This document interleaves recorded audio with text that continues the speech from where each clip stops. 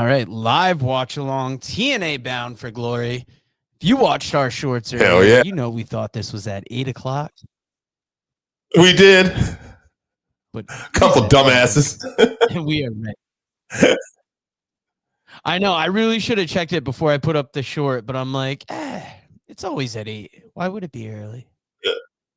I mean, if anything, TNA is usually known for being later. Sometimes they put pay-per-views at like 10 o'clock and stuff. So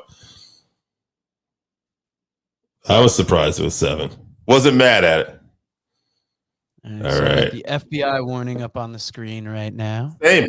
So I think we're going to be right about the same here. I just shared it to X and Facebook. So we're good to watch a little wrestling. And I think we're on the same page, but the match you're looking forward to the most, Javon and Leon Slater?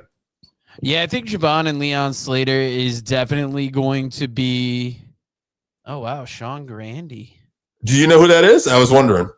Yeah, that's I listened to him on Boston Sports Talk Radio. Apparently, he's also the voice of the Celtics.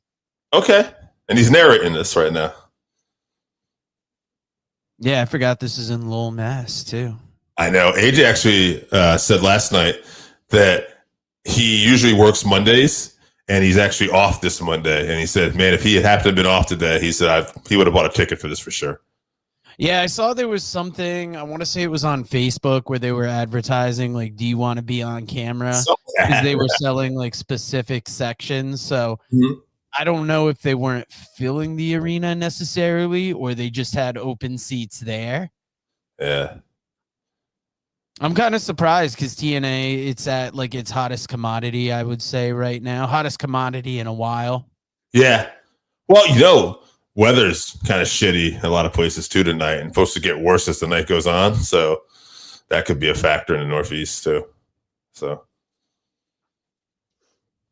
we shall see.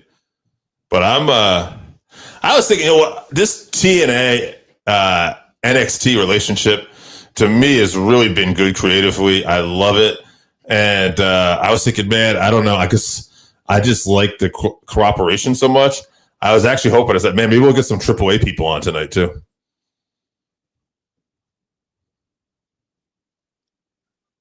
They're really featuring the main event between Trick Williams and Mike Santana here. I heard they closed out Impact with a voiceover from Conan, kind of encouraging Mike Santana. So, that's cool. I believe I heard that on Post Wrestling. So, I'm going into this like really expecting Mike Santana to get the win tonight.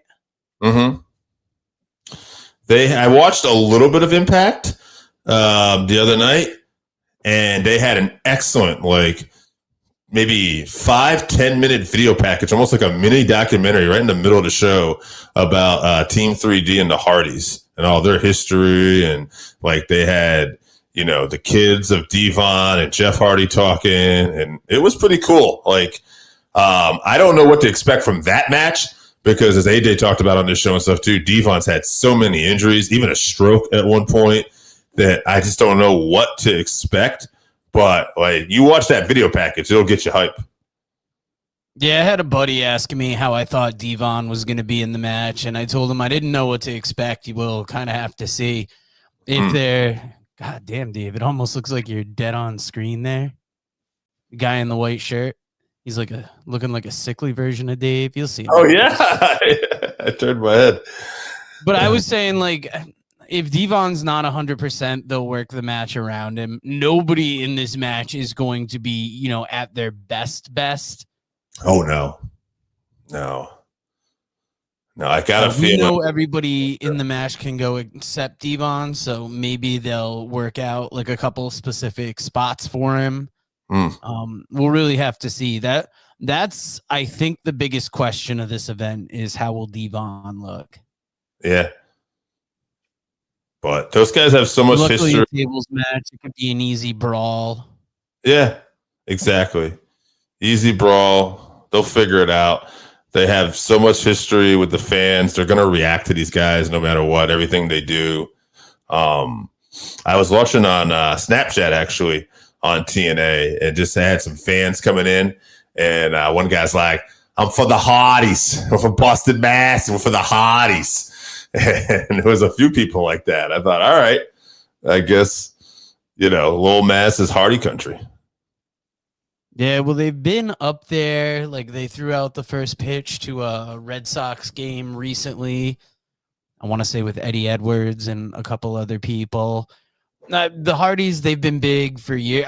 Both teams have been big for years, Absolutely. but I think there's a certain connection people had with the Hardys. And TNA has been good to, like, specifically Jeff, Matt, and Bubba.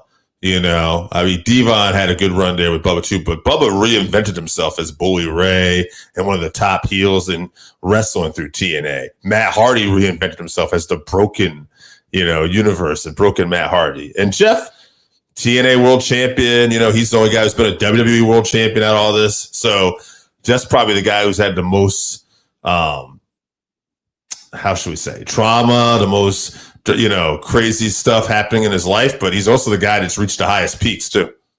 Yep. TNA has almost been like, for lack of better words, almost like their parents' house. Yeah. Like when things are going rough for them, they can always go back there, get themselves together. Yeah. And the Hardys have thrived each time they've gone back, I feel. Yeah. Same kind of with Bully Ray. Look at his I entrance. was wondering where this Marine entrance was going at first. Mm-hmm. Yeah, it's a good way to kick off the show, but it makes more sense bringing out Steve Macklin like this. Yeah. So we're going to get Steve Macklin versus Frankie Kazarian to open up the show. Yeah, it's fun. Steve Macklin, another guy that's part of UMass Lowell. Steve Macklin, another guy who kind of reinvented himself in TNA, right? Yeah, he's a guy that got let go from WWE. TNA is a forgotten son. TNA is great for that. They are great for giving people chances. I don't know who the ring announcer is tonight. It ain't Gia Miller.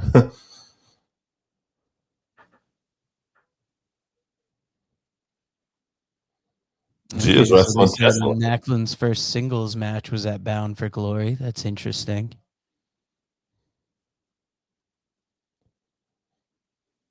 It's an international champion. Frankie Kazarian's good, but I'd never say his matches are something like I necessarily look forward to. Yeah. Nothing against him, but he's been around for so long. He's like one of those solid people. Mm-hmm. But I there's something about, now I got to check out what this Zonify is. Free movies, TV, more. Oh, Zonify. It's not too often that the advertisements on the guardrails get me, but that's something I haven't heard about necessarily. Kind of a different look, huh? Set up for this show, the way they got yeah, it's almost like how WWE designs their sets when they're in like a big baseball stadium. Mm-hmm. I wonder if that's to maximize on seats. And Steve Macklin diving right out at the start here. Good way to kick off the event. I like especially if this is a match people weren't necessarily pumped for. I like the fact that me and you are spot on right now. Usually one of us is a good 20 seconds behind the other one. Like you said dive, I was watching a dive. I was thinking that as well. That's something we've had to work through some watch alongs. Mm-hmm. If you're watching us live, let us know who you think's going to win this in the comments. Yeah. Or what matches you're even looking forward to the most. Like for me, like I said, it's Javon and Leon Slater. Although Mike Santana and Trick Williams is going to be a blast. And Team 3D and the Hardys, just to see what we get, I don't even know who we picked for this. I feel like I think we picked Kazarian because he had just won the title, and I think we thought that he probably wouldn't just lose it right back. Yeah, I think you might have gone Kazarian. I feel like I might have gone Macklin. Yeah. But that's funny because that logic later is like Kalani just won the title, but I'm feeling like she's going to probably lose it because I feel like she wasn't supposed to win the title probably, Yeah, some of these titles, they work being on like an NXT person, but when you think about it, like in the end, at some point, they got to make their way back to TNA. And especially with Kalani, I feel like she's too good a talent to just be like hanging out in TNA. The problem with Kalani, I was talking about this with AJ that night, is that she's very athletic, but you're in NXT right now where So Ruka happens to be in there too. And how do you like outshine So Ruka when it comes to athleticism, you know? Yeah, I think at that point the goal would be not to outshine, but maybe just to keep up. Yeah, try to maybe do something different too. You know, do something with your personality, a promo, something, make yourself stand out in a different way. And I wonder if because that Soul Snatcher is like a whole different level of a move. That's got to be Steve Macklin's mom, right? That's what I was gonna say. Yeah, like we saw Steve go over there, hug her, and Frankie getting right in her face.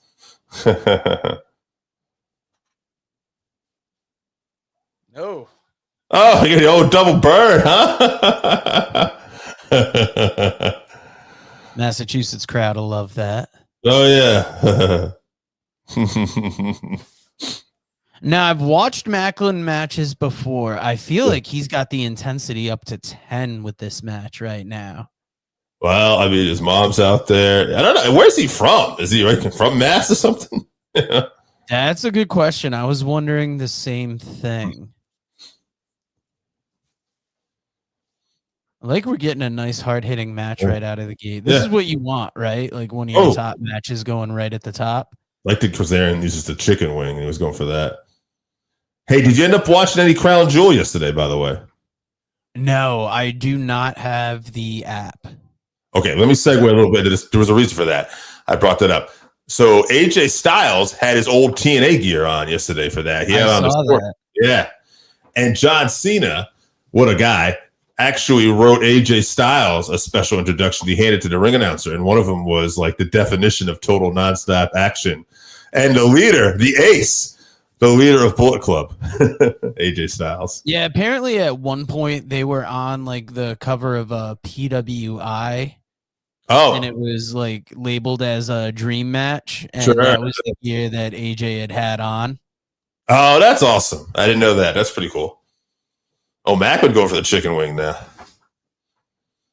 Unrelated, but they also had done some really cool stuff in that match, like borrowing moves from other people. Like Bray Wyatt was one. They did a Sister Abigail. But look at Kazarian there trying to hold the ropes. Right in front of the ref, too. The reason why I brought up that crowd, it was just good to see TNA getting some love. And yeah, this is getting back to this match. Great opener. Like Macklin, like you said, really has the intensity up, and Kazarian keeping up with him. Okay, looking at the crowd doesn't look too bad. It almost looks sold out there. Maybe a few seats here and there are empty, but no, it looks like a good crowd. Yeah. It's kind of got an old wrestling challenge vibe to me. I don't know why.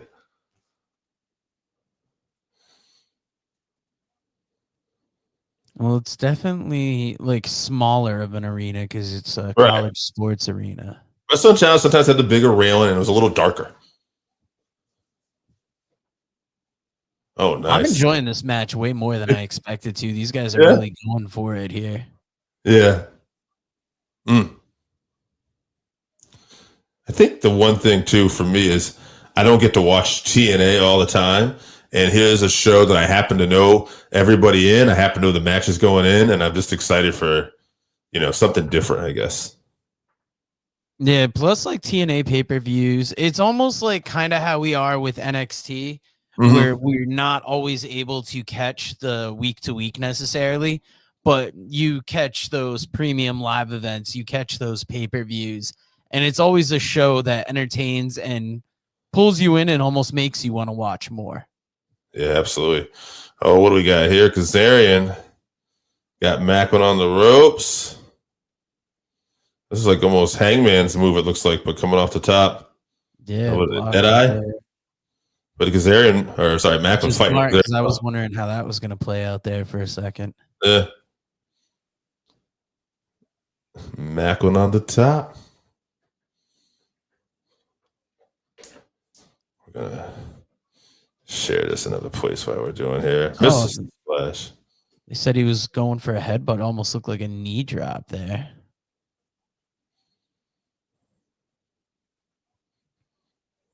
It's kind of amazing Kazarian's still going in the ring and Christopher Daniels is kind of taking more of an out of the ring spot since they spent so much time together. They did, but Daniels had, I don't know, like maybe 10 years before Kazarian too. So, he had, that makes sense, yeah. Yeah.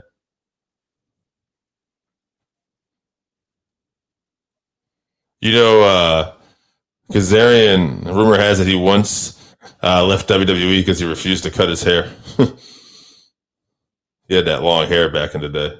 Yeah, I could see it when you're younger. And also, like in the wrestling business, sometimes you'll be asked to do things just to conform to what they want. Mm-hmm. And if you don't necessarily see it, almost like why make that sacrifice for them? Kids in the area in here is doing like a little mockery Really or something. animated, hyping up the crowd. Yeah. Macklin gets out.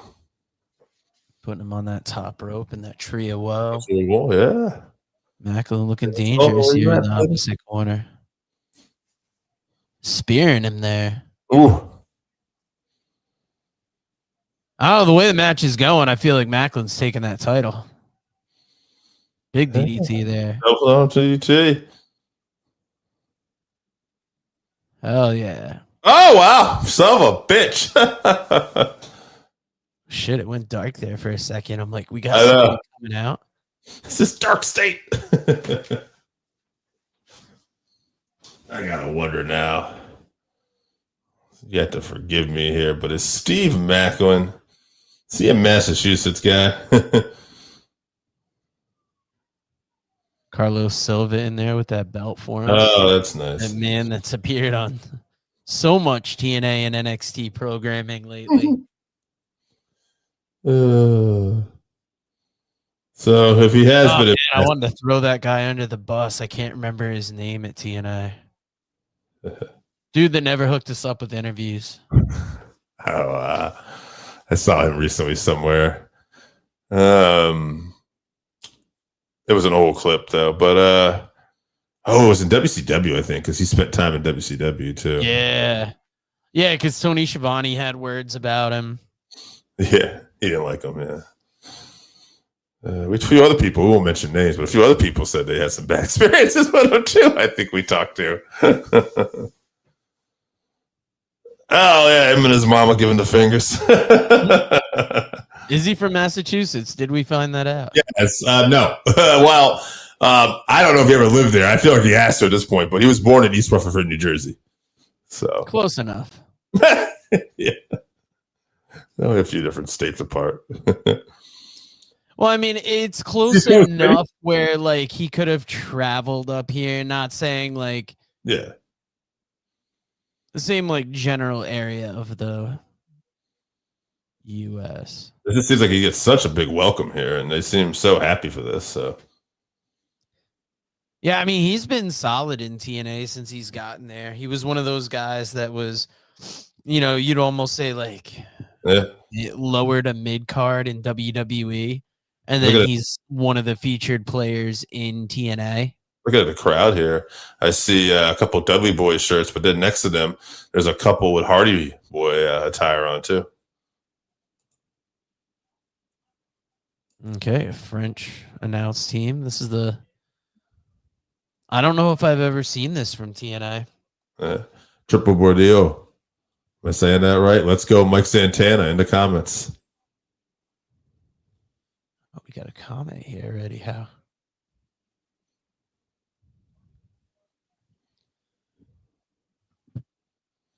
So, thank you for joining us today. Yeah, thank you for joining us. And yeah, I'm with you. It's got to be Mike Santana's night, man. I think that's something me and Joe both agreed on. We really want to see that. And you said even the beginning too, like with Conan having some words to get this.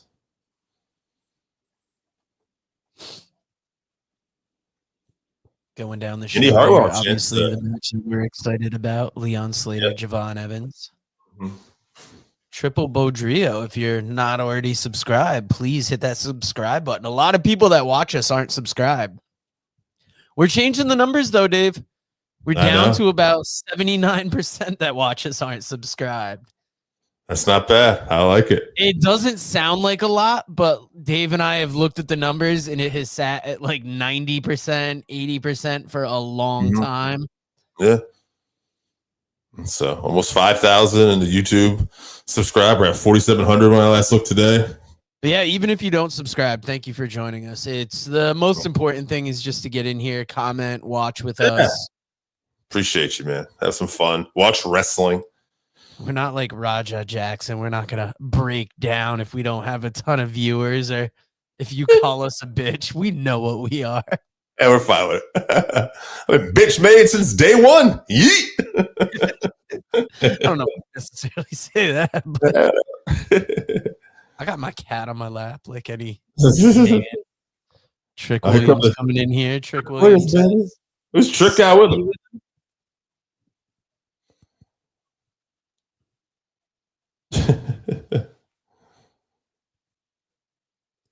I like this too because this TNA run for Trick Williams kind of, I don't know, would you say it extended his time in NXT a little bit? We almost felt like he was ready for the main roster there. 1,000%. I feel like he's been ready for the main roster, but hey, if we don't have a plan for him, it's a crowded main event picture. Hey, make this guy the face of this TNA NXT kind of thing, we got going on. I don't want to call it war, but you know what I mean? Let's put him in the top of the story. Who is this dude? That's what I want to know. I like how Trick Williams is wearing that TNA title upside down. Yeah.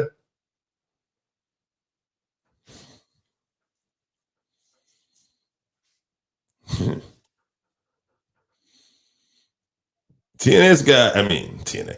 Trick Williams is a guy that, when he came out with Carmelo Hayes, a few years ago, I thought he really made the most of his opportunity. Like, I felt like he was a side piece to the Carmelo Hayes attraction. Like, Carmelo Hayes was the big thing, and then Trick kind of stole the show a little bit.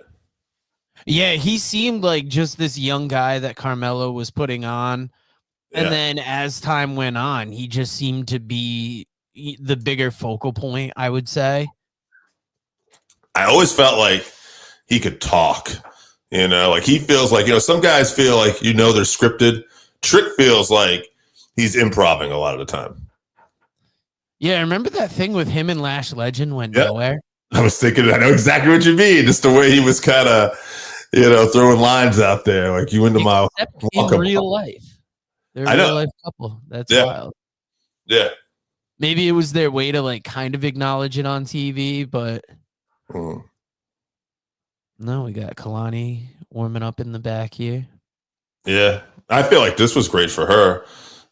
Unfortunately for Ass by Elegance, who worked her ass off and got hurt, but Kalani made the most of an opportunity. And this is interesting. So I looked this up last night. Gia Miller was trained to be a wrestler. It makes sense. A lot of refs that are in the big companies either wrestle or were meant to wrestle at some point. And Victoria Crawford and her crazy black friend. Yeah, that's the former Elisa Taylor, by the way, if you didn't know. In WWE. Part of the because I think I made the joke at Slammiversary that they had to get her in there for diversity purposes. She's like, see, I have a black friend. Don't you dare call her crazy. It is kind of interesting that she did end up with an African American lady as like one of her like. Look at the face of G Miller. Yeah, I wonder, is this the kickstart of like GM Miller's in-ring career? Because at first it almost felt like an angle, but then when you say trained to wrestle, it's like, all right, it makes sense that it might possibly be like this is how, they transition her from just announcer to wrestler. Yeah. It is interesting. I don't know. We'll see. She was trained. That's all I can say. She worked some Southern Wrestling Independence and might have only been a year, and then she ended up doing ring announcing. So I don't know the level of experience she has or how, well-rounded she is in that ring, but she does have some experience, so we'll still see. And hey, why would we be doing this though? Anyway, right? So maybe there's a point here. Maybe TNA feels comfortable in what G is capable of here. And Tessa, whether you like her or not, is a capable wrestler.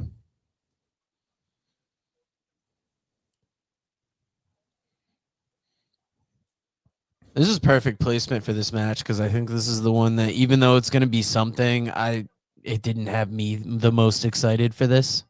Yeah.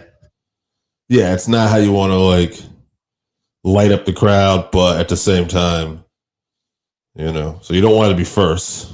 If you've been, and if you've been watching TV, you know it is a story, so it gives you some kind of substance. I don't know. Plus, you don't want to be down on women's wrestling necessarily.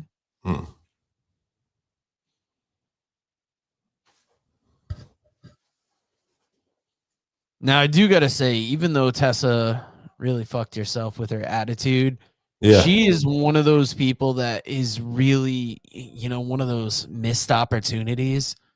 She could be in so much bigger a place if she didn't have this aura about her attitude and just things that have followed her.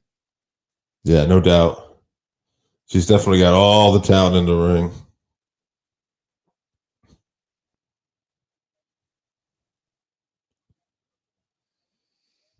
I wonder how people who watch TNA week to week, like if their excitement level is any higher for this, or if it would be about the same where it's, a match that's there. Well, I'm open-minded. I'm not terribly excited, but it's more going to be like, what do we got with Gia Miller here? What can she do? We'll see. Yeah, we got this pay-per-view this weekend. I didn't realize Wrestle Dream was next weekend. Yes. So, Wrestle Dream. A lot of things coming up on us quick here. End of the year. Just had Crown Jewel yesterday.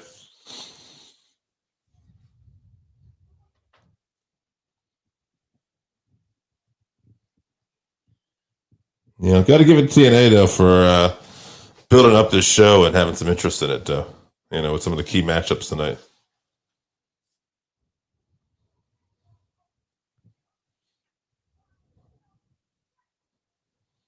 Interesting look, huh? I was about to say, I wanted to find the most respectful way to say it is like, she's coming out and she looks like something here. Yeah. Obviously, if you're going to step in for a match, you want to have, the best looking gear possible. But this doesn't look like rookie stepping into the ring.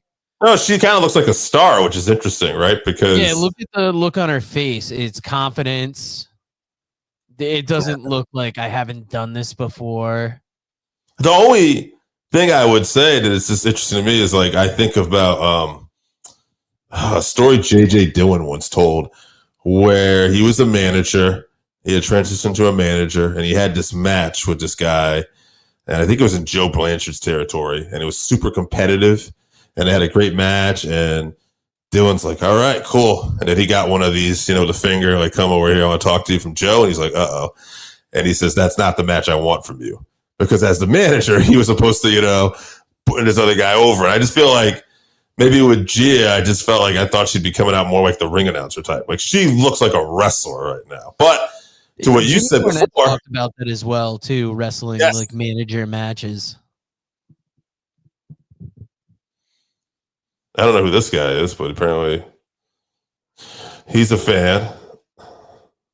Maybe they're part of some podcast or something. I don't know.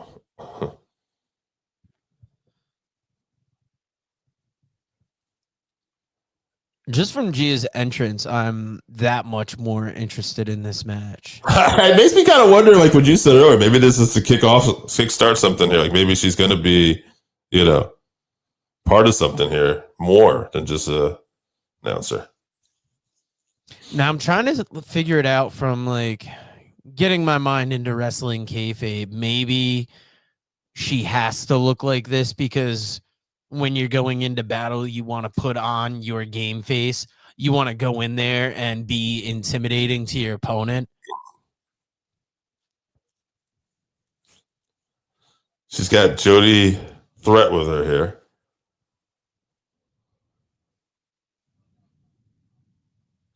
Fascinating is though Tessa taking a lot of time to talk to the crowd and heal here. You know.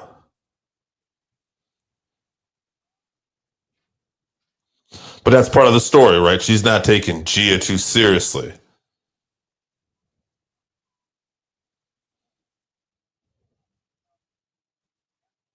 It's funny how she just treated black wrestlers like this. And she's gonna give her the old side headlock. And Gia, I like it, takes her right down. I like that side headlock takedown. Yeah. Now Tessa takes the time to really put it on Gia. Let her know, reminder. And Gia gets up, snap mare. I would love it if the story of this match is that Tessa's showing she can be mean to like white wrestlers as well. Like, it's not just black wrestlers I hate all wrestlers. What happened like from a storyline that's got nothing to do with this match? What I find interesting though is well, no, not interesting. I'm sorry. What I was gonna say was they're obviously not gonna do it, but that little point where she crucifixed Tessa, I think that would have been great to actually get the finish right there. Ooh, I don't know if I've ever seen a stomp where like really trying to like grind somebody's head into the stairs like that. Yeah, she's being vicious. Now she's gonna beat her down. Enough of this. Gonna hurt this girl. And Jody watching on. What are you gonna do, Jody?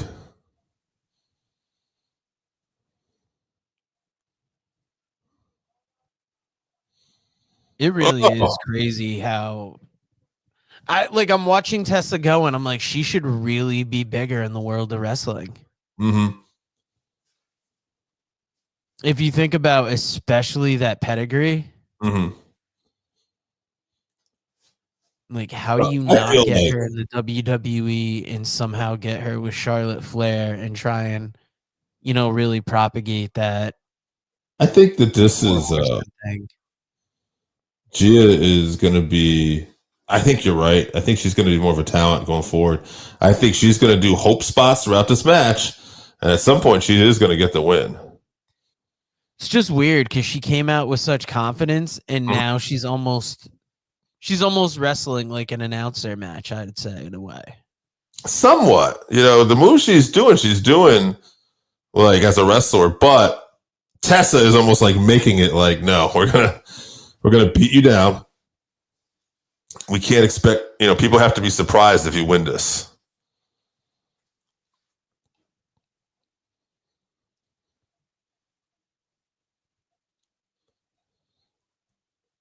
That was a nice super kick there.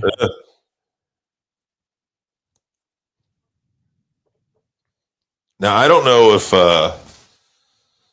Gia just took that like a champ or if Tessa just laid it in. Yeah.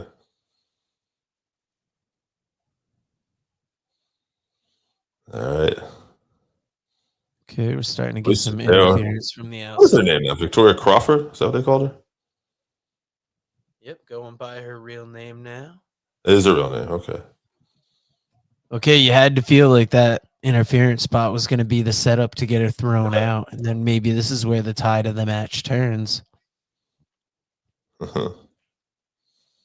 Has she done much wrestling on her own in TNA? I don't know if I've seen many. I don't think I've seen any matches with her. I think she had one match. I do got to start catching up with the week to week on TNA a lot because, you know, all the talk in wrestling is between WWE and AEW, really. And I think we don't say enough about the work that TNA has put in to go from being a punchline. That was the greatest spot I've ever seen to set up, like, being there to catch somebody coming off the top rope. Yeah. But, you know, like, they put so much work to avoid being a punchline in wrestling. And now, like, you could tell people you're watching Bound for Glory and they won't almost be like, why are you wasting your time with that? And it looks like Crawford is backing off and Jody's going after. So this is going to get rid of both of these girls. I was almost trying to see if we noticed any of the wrestlers on the outside of the ring. None Thez yet, but press. there's still time. Thez press is always a great move for somebody who's looking just to fire up, right? Steve Austin made that kind of his thing. Going for a monkey flip? Yeah, that wasn't pretty, but effective. No. Luckily you're in there with somebody like Tessa, though. Ooh, even that looked like shit. No, now we're seeing.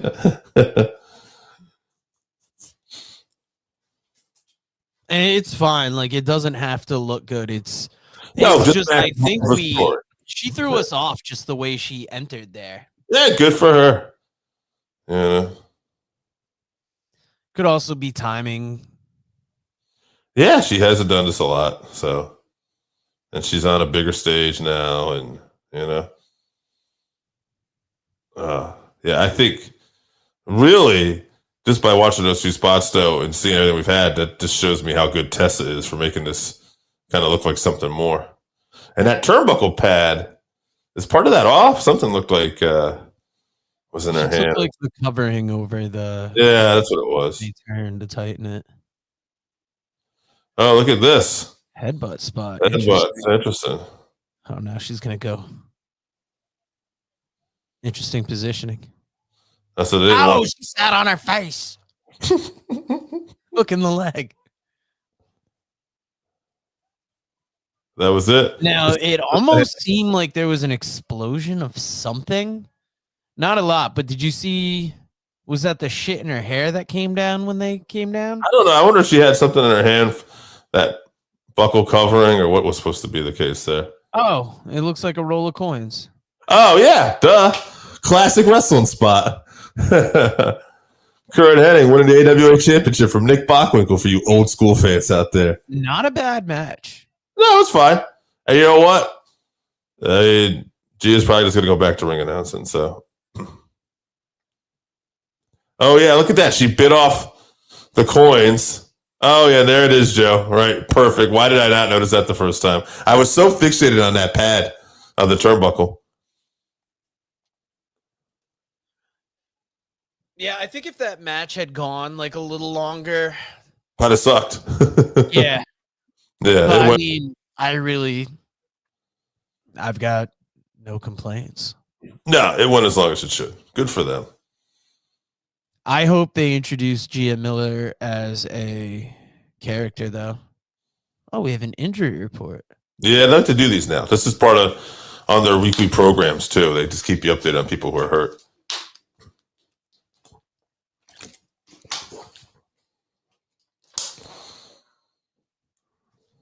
It's not bad. This is just what you know. These guys are cleared. That's interesting.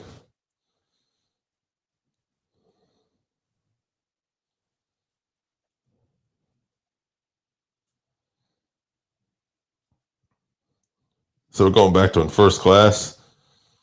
There, it looks like put Matt through the table. This is Joe Henry. Injury questionable. I wonder if Joe Henry was questionable. Was Joe Henry on the card tonight? No, I believe he's the ref in the main event match.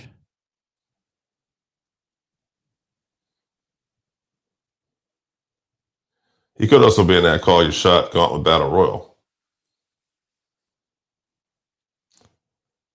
We don't know everybody who's in that. Although somebody named BDE, I believe, is in that.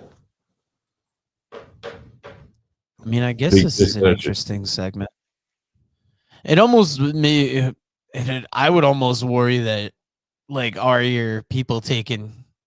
too many people getting injured if you have to work an injury report into the show? Yeah.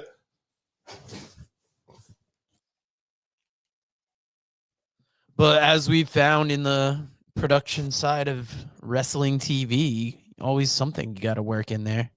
Got to take up time somehow. Xia Li and Mance Warner here, huh? Yeah, I forget that Mance Warner's in TNA. He's with his actual girlfriend, too. Stephanie DeLander. Yeah, they feature him on here.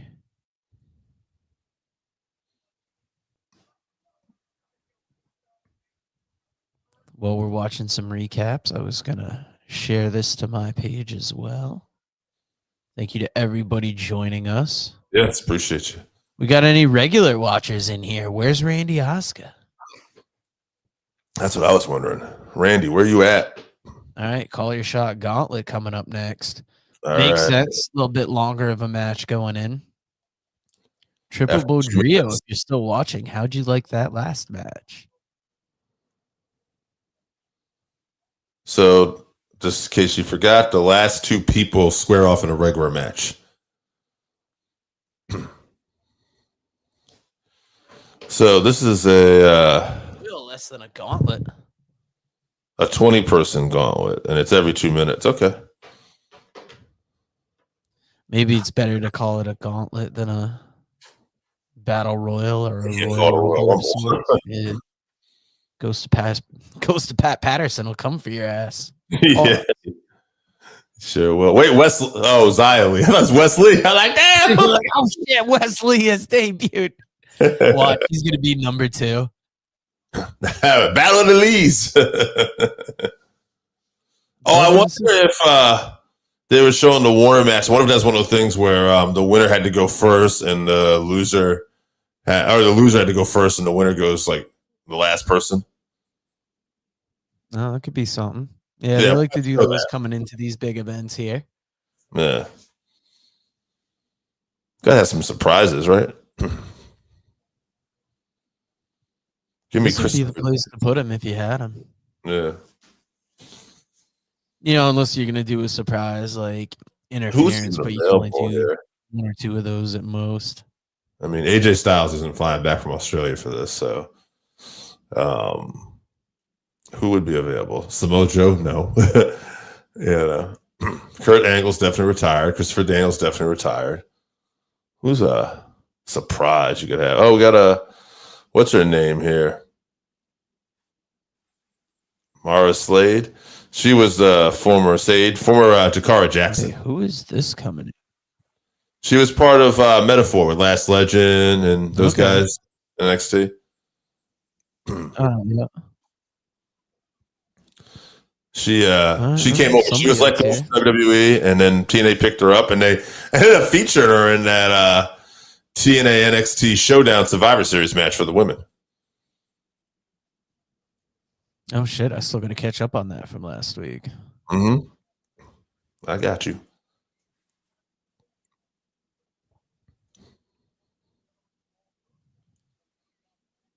So, kind of a surprising name to not show up in TNA because anybody leaving WWE makes sense to go, but like I wouldn't think it'd be like a huge enough character that she'd necessarily catch on.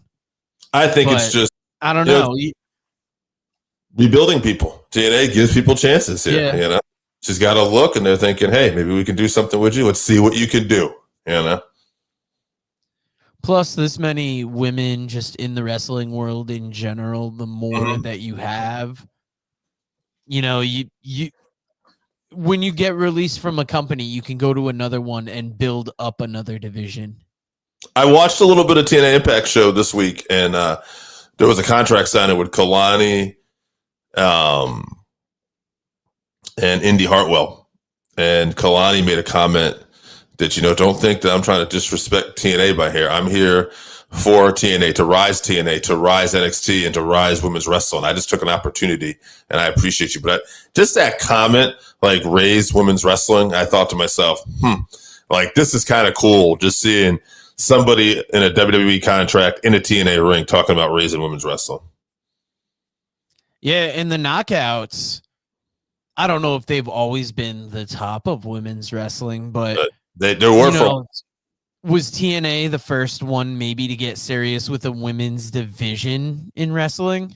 I think if you look at the era in WWF where you had Lita and Trish Stratus and they were featured and could go, that was probably the start. But then once they fell off and Vince started making everything more about the Diva search and stuff like that, it was TNA that came in and kept everything going for the last several years, decade or so, with the Knockouts division, Awesome Kong, Gail Kim, the beautiful people, all kinds of stuff, all kinds of great ladies. Mickey James, who's getting it. TNA almost had their divas as well, but they also balanced it out with serious wrestlers. Mm-hmm. Yeah, everything was serious. Even the beautiful people were probably more divas, but they had serious matches. All right, we got someone coming in now. And this is an intergender gauntlet battle royal. Who's going to fuck these ladies up? That's what I was going to say. I wonder it right now. It's Ryan Nemeth. He's going to come over here and get bounced around. We can see when we come out here and get beat up by these ladies? Ryan Nemeth. Come on down. This is a guy I thought he was really going to have a chance when he got into AEW. Yeah. And then that fizzled out. And then I kind of like him wrestling with his brother in TNA. I like that everything is, I'm here. That's my big brother. They really play into that. I mean, I had heard years before I heard him wrestling. I think he had a book out about, like, I don't know if it was body sculpting, bodybuilding, something like that. Oh, wow. That was a quick count. There must be on the old Titan time here. You can't have these two ladies beat this man for too long. Let's get Makes sense when you see his brother coming out now. Coming out. This was a guy I was very excited when he ended up in TNA wrestling because, just to hear that WWE had released him and everybody knowing how good Dolph Ziggler had been for years.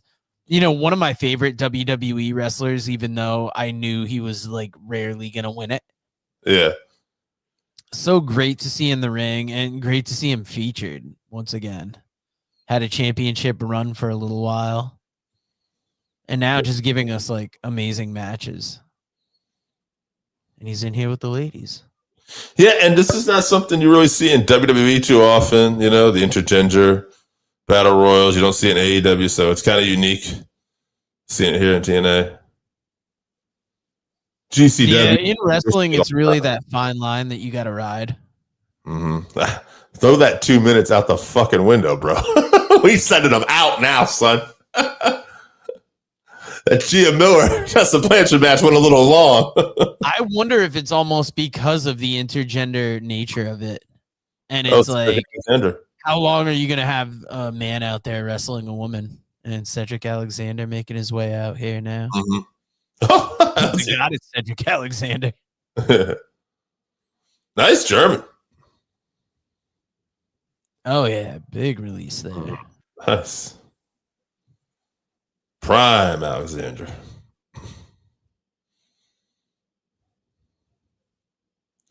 There's rumors that MVP wants him in AEW, and his contract is up in the next month.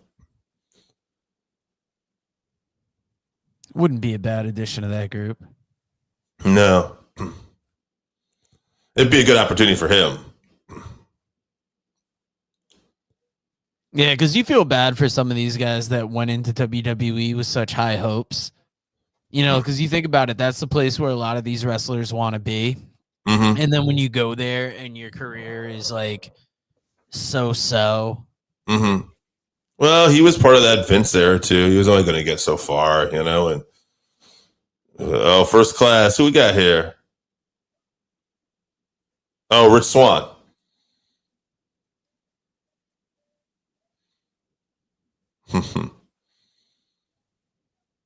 Speak of another guy that went to WWE. Yeah. And got a little 205 live action happening here. Yeah. Alexander's like, I know you. We've done this before. Swann's like, hey, that's in the past, brother. All right. I'm first class now. I like now we're getting a variety of people in there. These guys are athletes. Really bringing some excitement to the gauntlet. Like the way he just went for that eye. Peace.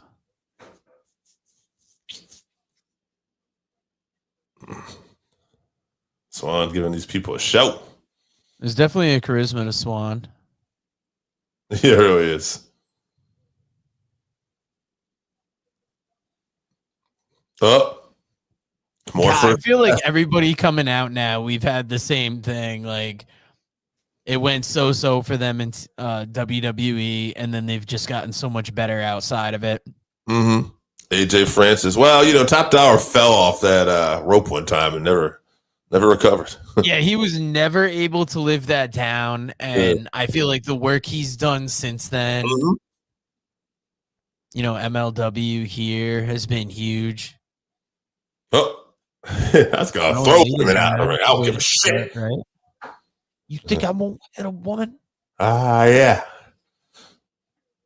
I'll drop this girl on her fucking neck. I don't give a shit. Oh, poor First girl. elimination. She went off over that top rope pretty clean. Oh yeah. AJ Francis is just here to shit can the ladies. That's it, man. He's here like, I'm gonna beat up women. I'm not afraid to do this. And Rich Swan. Celebrate. That's my big man. Oh. Oh, right, because this is every man for himself.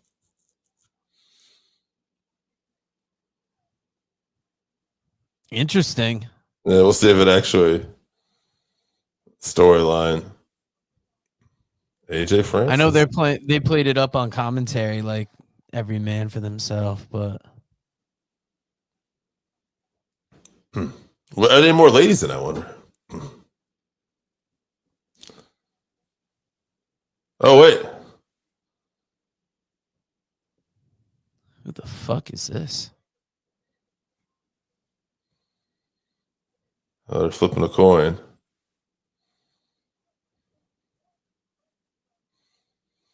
Okay, I don't know this guys. Might have been part of that Canadian crew. Yeah, they were saying they're Canadian. Okay. I've never heard of these two. Oh, that was impressive. Because I think Eric Young had some Canadian talent with him at one point. Big Larry right there. Forget what they were calling themselves. The Northern Exposure. Oh, were they the people that were with Josh Alexander? Might have been, but they, ended up being with Eric. When he left, they had to kind of change him around. Yeah.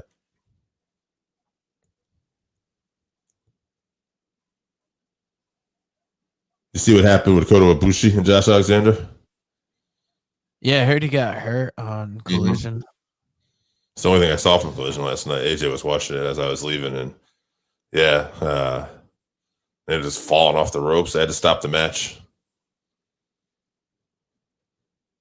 All right, we got another one. I do like the I always like the count, the anticipation. Okay, so this is. I mean, it's the smart thing with the Royal Rumble, right? Mm-hmm. It's what keeps everybody in. I don't know who BDE is, but somebody said it was a, acronym for Big Dick Energy. Jumping in the ring here. AJ Francis said, "Get the fuck out!" Oh no, not yet. It's like I told you. Show that athleticism there. Big cutter. I saw him coming out with the phone. I was like, "Is this some kind of influencer? Like a streamer? Yeah, something. Yeah." Well, if he is, he can go. Is he like the broke I show speed? Yo, man, this BDE, I got that big dick energy. He's taking that big dick in the face in this match. About to. I gotta say, this match is boring as fuck. What about this? For me, it's just kind of killed the pace of the show a little bit. Yeah. Wait, are all three wrestlers coming out? It looks like it. Nobody gets to fuck no more. It's kind of interesting how the other group had to choose who's coming in now. Like all three of them. Like, we high as shit. We going out here doing. Myron Reed has always been great, and it's like I've seen him a lot more in like MLW, and I always thought he should have been like on a bigger platform. He's done some stuff with GCW too, right? Yeah. Oh, All big right. BDE get Didn't have involved. trouble going over the top rope that time. See you, Francis.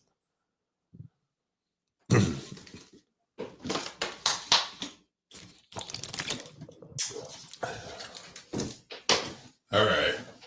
20 people, right? So we got like 8 in the ring. We had the 2 girls going. 11. 12. So 13. Who we got here? Oh, Luna. Danny Luna. Some more ladies in the ring. I think she. Reed. Dropped him on his neck. Mm-hmm. Big Didn't chop. she team up with Jody Threat? I think they might have been a team. She might have. I think they were Nice on. in there from her. Yeah. She's looking great. Yeah, I feel like she's almost been the most exciting entrant in this thing yet. Mm-hmm. My guess is Mance has got to come out last. That's when we'll know what the final guy is.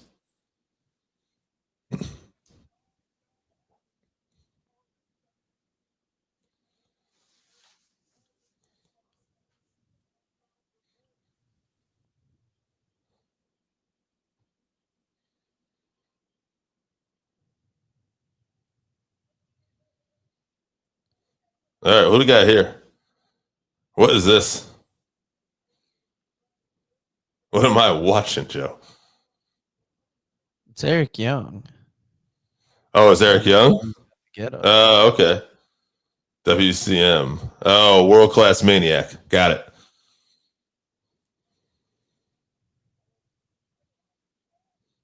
Oh. So there was definitely history here.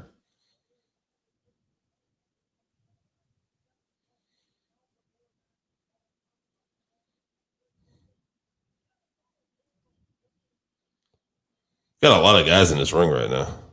Yeah, that's crazy. They were just saying Eric Young is tied for like the second most Bound for Glory matches with like Moose and somebody else.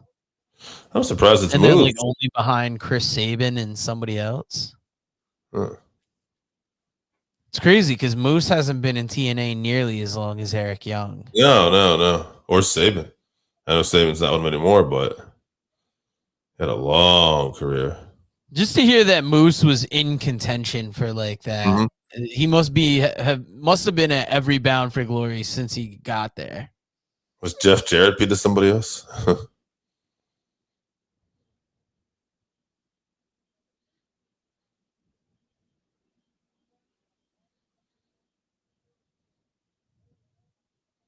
All right. Now you notice this count doesn't feel like it's coming out as long anymore, too. No, they're stretching it out a little more. Yeah. There we go. It was definitely that one where it was like the third and the fourth.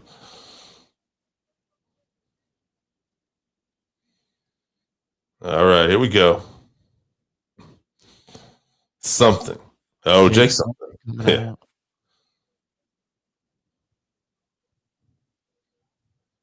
Now he's the guy I always feel like they could do more with. Yeah, because he like I forget where I first saw him, but everywhere I've seen this guy, he just looks the most like an imposing force. Mm-hmm. You know, doesn't I mean, I can't say it's not steroids, but he doesn't look like a guy that's steroids. He looks like, you know, just a huge built individual. Huge build, athletic, you know. Looks like him and Danny Luna looking to do some power bomb action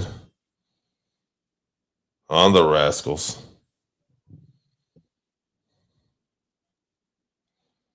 Well, Danny Luna and Jake something working together.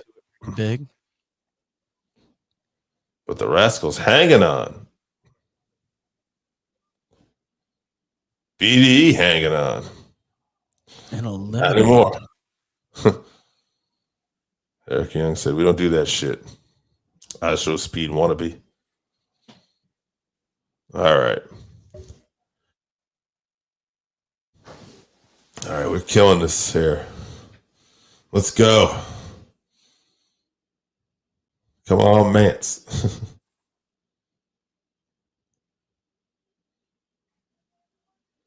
Oh, okay.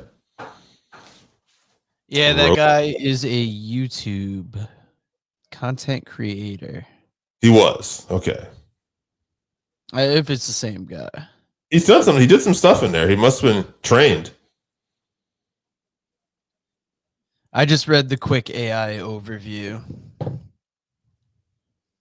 Rosemary, been a great part of TNA for a while, even some of the best parts of some of their worst years.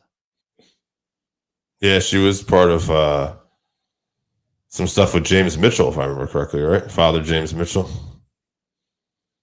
Yeah, I think he's popped in on some of her stories going right after.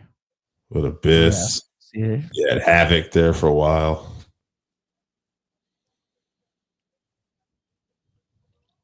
Oh, wow. Oh. One of the Rascals, Trey Miguel and Alexander gone. And I was almost wondering if the eliminations are going to pick up. Oh, it's just a hometown man.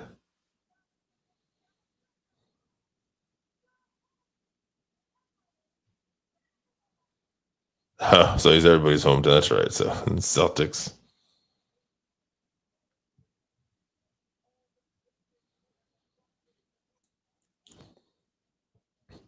What a gimmick.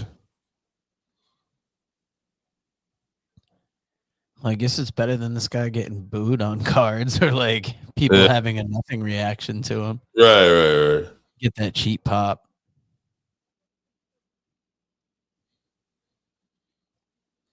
Almost surprised he doesn't have a Celtics lucha mask. Rosemary checking her out. Scared of Rosemary. I know, like a dude from Boston's not going to hit a lead. Oh, the mist. The old mist. I thought for sure him throwing her into Jake something would eliminate him. No, he needed one more shot for the big man. And this was the former Cody Deaner, if I remember correctly, too. Who was with Eric Young at one point, too.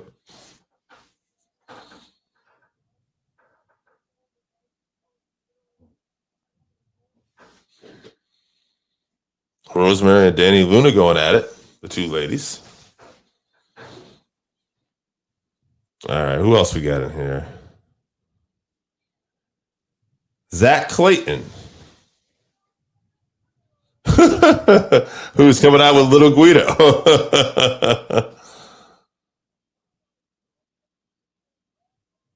Now that's kind of funny. You know about Zach Clayton? Yeah, reality star. Yeah, he's from New Jersey. I think he dated one of the Jersey Shore girls, or does. Maybe married, for all I know. There's a Little Guido. Oh, big spine buster. He was on guy and everything because I know they're in MLW as well. You're watching along with us. Drop a line in the comments. How you liking this match? Did this slow the pace down a little bit for you? Yeah, Joe, ready for this to go. Oh, there goes the ladies.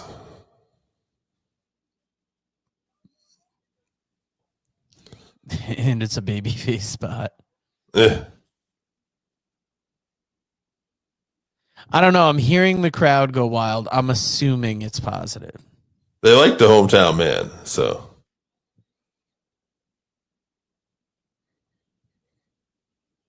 All right.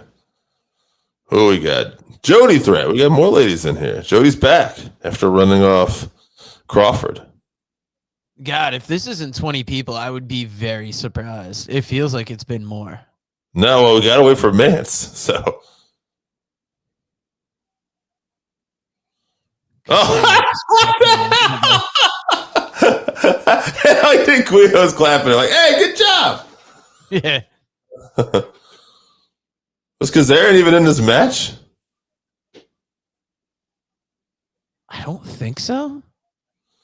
Does he want to get in? Is that why Santino's out here? Yeah. So that's why, okay, Santino's going to make sure that. I wonder if he's going to tell him you It can't. almost seems like he's gonna send him into that match. Right, just to get beat up. No, until that.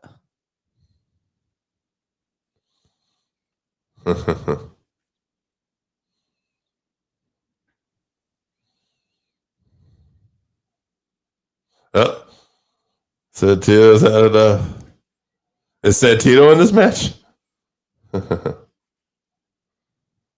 It seems like he's about to enter. That's what I'm thinking, yeah. Oh, Yeah, it's him. Santino's in the match now, so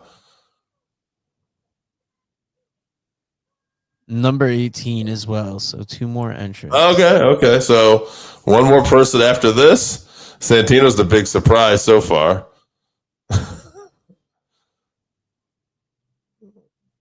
Now that doesn't. That shouldn't be an Kazarian never elimination. got in. Maybe Kazarian's technically not even part of the match. So. Will Jody Threat ever be a part of this match?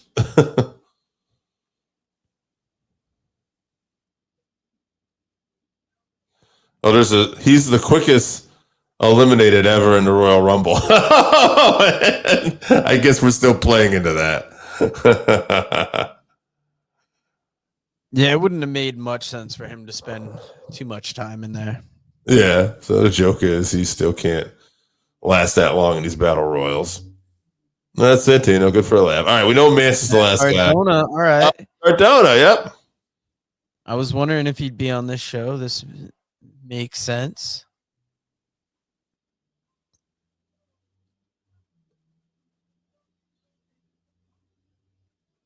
Oh, he could challenge for.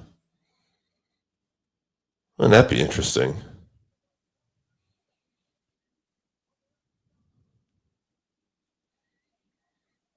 I know, like looking at the people in the match, like if Mance is coming in, Mance or Cardona, I could see winning it. Mm-hmm. Oh, bring it in, little Guido.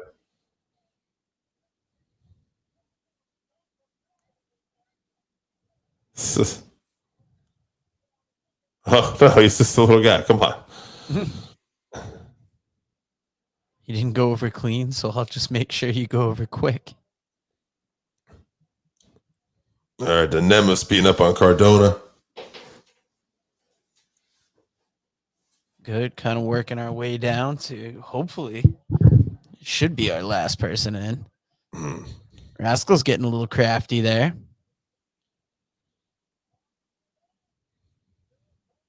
Yep. Mance Warner, number 20. Oh, and That was a good sequence between the Nemesis and the Rascals. I hope we see more of them. Mance Warner coming out with a zombie-like entrance. Not quite sure what to make of this.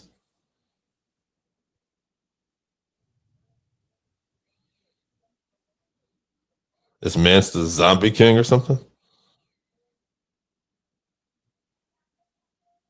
Maybe it's just some Halloween shit. Yeah, I don't know. I don't know. I don't watch enough TNA to know what's going on. They weren't doing this in the prior match. They were showing them it. Southern so 5 people in the ring, 6 with Mance. Oh, what was that movie with Rob Zombie made? One of the movies on the road, the Killers, and that big bald fuck was in it. The Devil's Rejects. I think that was it. Yeah, because they were showing the video, the Southern Psychopath, and they showed him on the road. It kind of gave me a Devil's Rejects vibe.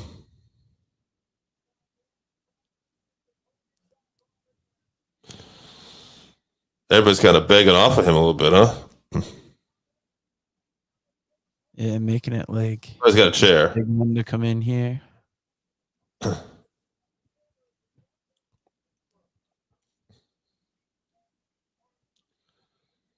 Cardona's like, I'm all set, brother.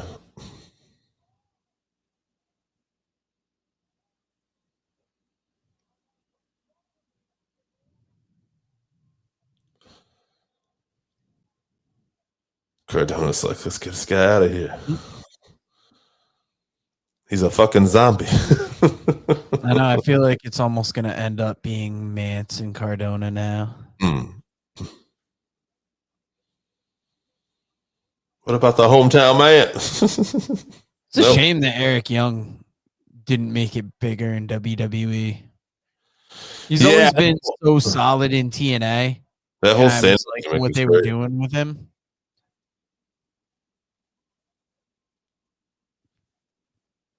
It's not like you're going to have your next Stone Cold necessarily, but he could almost possibly kind of fit that role. Yeah.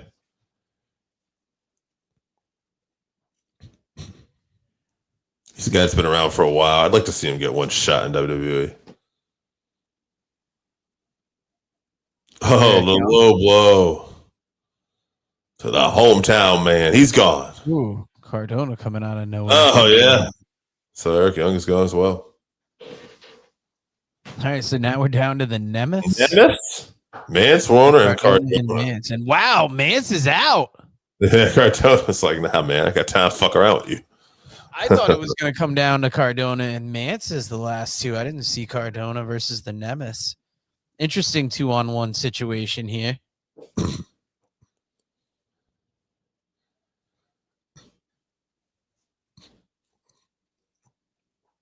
It's kind of nice that Cardona didn't commit to one company and is able to just kind of do what he wants.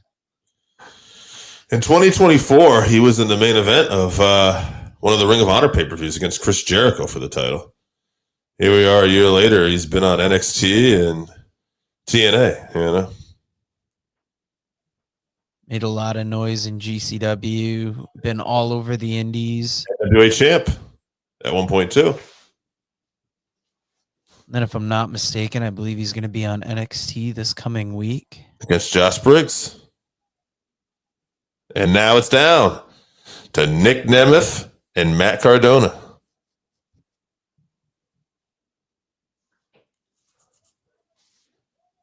Oh, Stephanie Delander's still out there. They had history.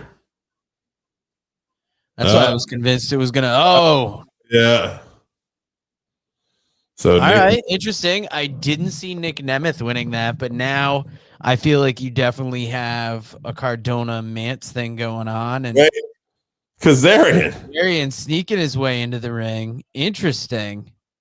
Oh, because it's a one-on-one match now.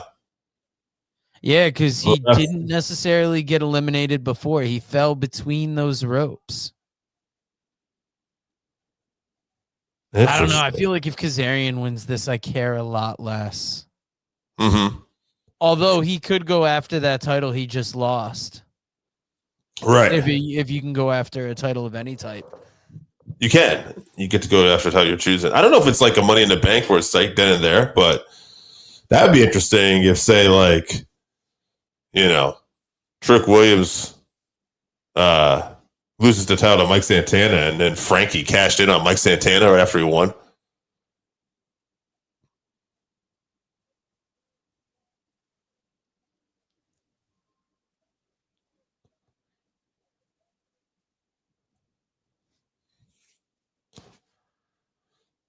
Wouldn't that be a story, huh?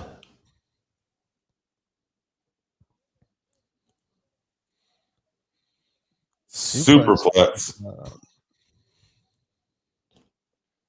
Oh, the double pin.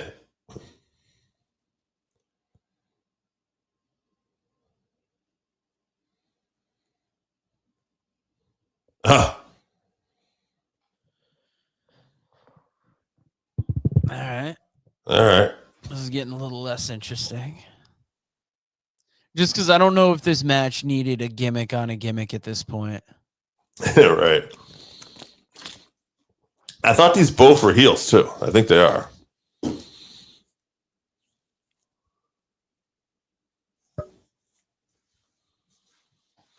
What is not Gia Miller going to say?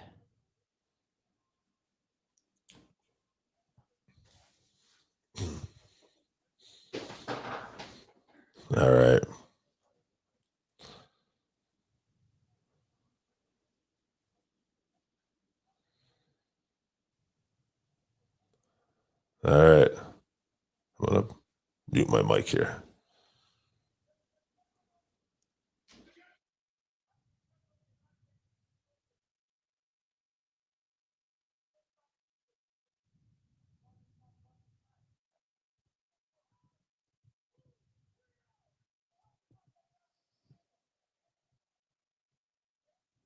That's getting pretty heartily booed. Yeah, nobody cares about that. Nobody wants that. It's a cheap out, too. It kind of reminds me of the old 94 Rumble when Luger and Brett won it. I don't remember anyone thinking that was a great idea either. I guess every once in a while. I mean, you can have, I guess, a story coming out of this, but it's just one of those things when you have a finish to a match, you don't really want, I don't know, you don't necessarily want one that the crowd is just not a fan of. So, like realistically, too, didn't they each get a chance to shot, like, you know, call their shot at a champion?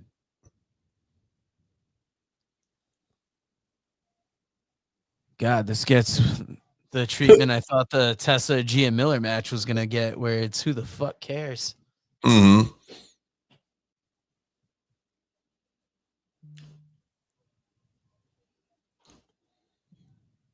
Oh, boy. All right, moving on. Yeah, thank God. Yeah, you kill me. I'm starting to feel it as well. Shit. That match made us tired as fuck.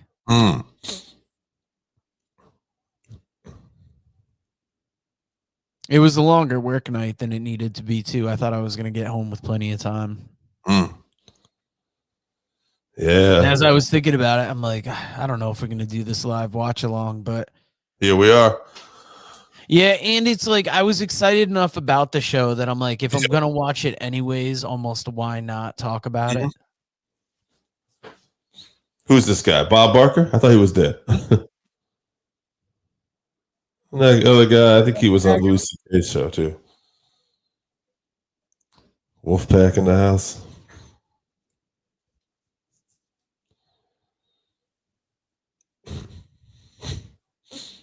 All right, I'll take this. Yeah.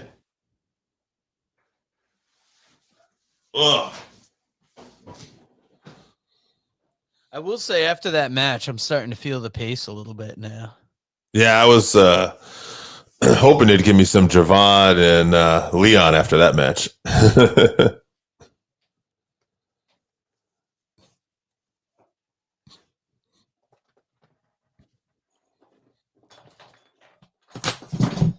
All right. Let's go, baby.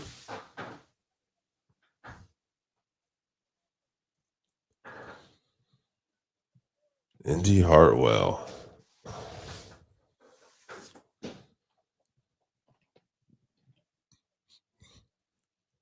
So we're seeing that battle royal from the last pay-per-view where Kalani kind of snuck in, won the battle royal, and then won the match for the vacated TNA Knockouts championship.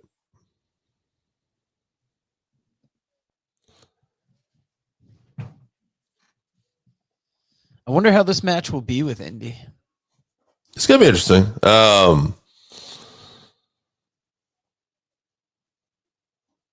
Indy, a former NXT Women's Champion, NXT Tag Champion. Kalani, a former NXT North American Champion, current Knockouts Champion. So they've been in big positions before. They're competent wrestlers. Kalani's super athletic. I think they'll have a good match, but they are young. I don't know how much they've worked together. Everybody watching with us, let us know your pick in the comments. I believe, Dave, I'm trying to remember. Did we both decide on Indy Hartwell for this? We did. We felt like Kalani probably wasn't supposed to be here. They made the best of a situation, and she's probably in a transition, and this is probably Indy's moment.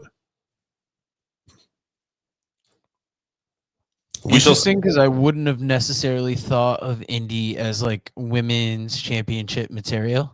Mm-hmm. Maybe not the main title, like tag champion, sure, like maybe a secondary one. But I don't know if she's ever been portrayed as necessarily like the top star. No, her biggest thing was I remember was she had that thing with Dexter Loomis. With the crowd, and she was linked with Candice LeRae, and his wife, for a little bit. And her and Candice were tag champs in NXT for a bit.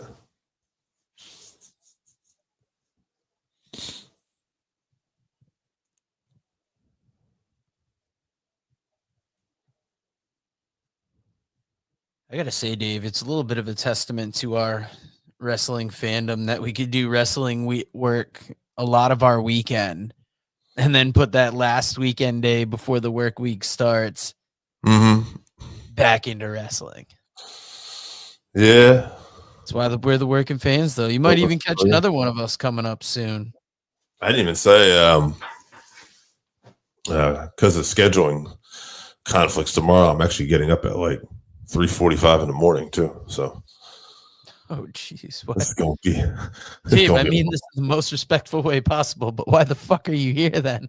It's kind of a last second thing. I didn't know, but I wasn't going to change. I was like, you know what?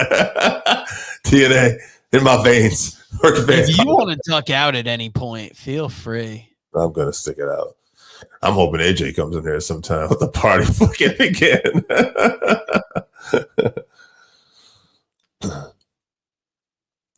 Kalani. Oh, you've been up to no good. I was at a kid's birthday party before this. I might have ate a little too much pizza. I got a little rumbling in my belly right now. Oh, Lindsay Mitchell. She was in NXT before too. I believe she was. Yeah, I think she's the girlfriend of Vic Joseph. I'm Hannafin, I thought. I thought it was Vic Joseph who's still in NXT. Oh, maybe. Yeah.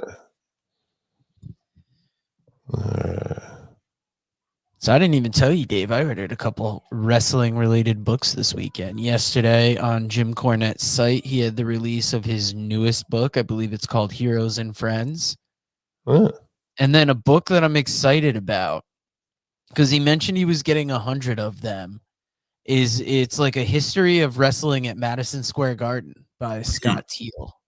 Interesting. And yes. And for comedy fans, Dave, I'm mentioning this because I know you're a big Jay Okerson fan, but his They Them special he's releasing on vinyl, and I ordered the double vinyl of that as well. Well, our fellow podcast mate AJ has a book out there right now, Milton Berle. So, oh, wow. You got a Milton Berle book. So, classics. Speaking of big dick energy.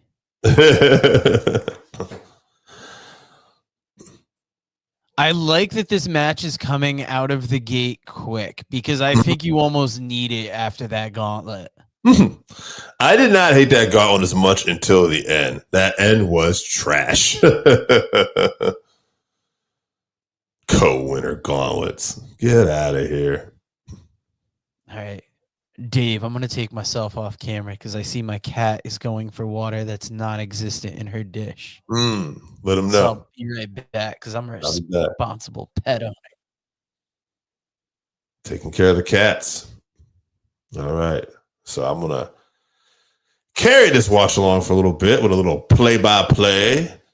Anybody's in here, feel free to comment. We got Kalani Jordan and Indy Hartwell. Big scoop slam. And I think it's cool.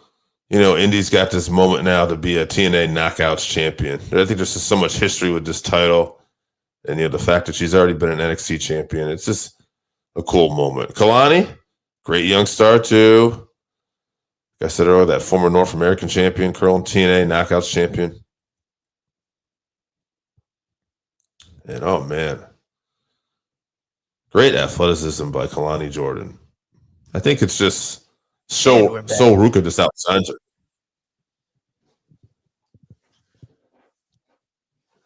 Kalani putting that athleticism on display right now. I checked the numbers briefly, Dave. We've had a few people pop in tonight, more than you'd expect. Yeah, not necessarily everybody being very interactive, but hey, you're checking us out. We appreciate you. And we found that's how these watch-alongs go. Sometimes people will talk with us. If Randy Osga's in the house, he will definitely talk with us. Please, if you're watching, just feel free to drop a comment. At the very least, hit a like and a share. You don't have to talk as long as you're enjoying what you see. That's all we're really worried about. And even then, if you're not, who gives a fuck? It's a Saturday. It's a Sunday night. You'll move on to something else. We'll be fine. You'll be fine. It's all good. This watching along is not going to be the end of any of our lives. I'm excited for people to see what we're working with New Heights Wrestling, to give everybody a little behind the scenes. It's something we put a lot of time and effort into lately. And we've worked with New Heights for a while, but they're doing something new, and we're happy to be a part of it. I think when we started this podcast years ago, I definitely didn't expect us to be in the wrestling business to any degree. And we're not huge movers and shakers, but we got a pinky toe in the business, and it just feels nice to be in that position. Let's shut that crowd, huh? I like how they're featuring how full the crowd looks. Yeah.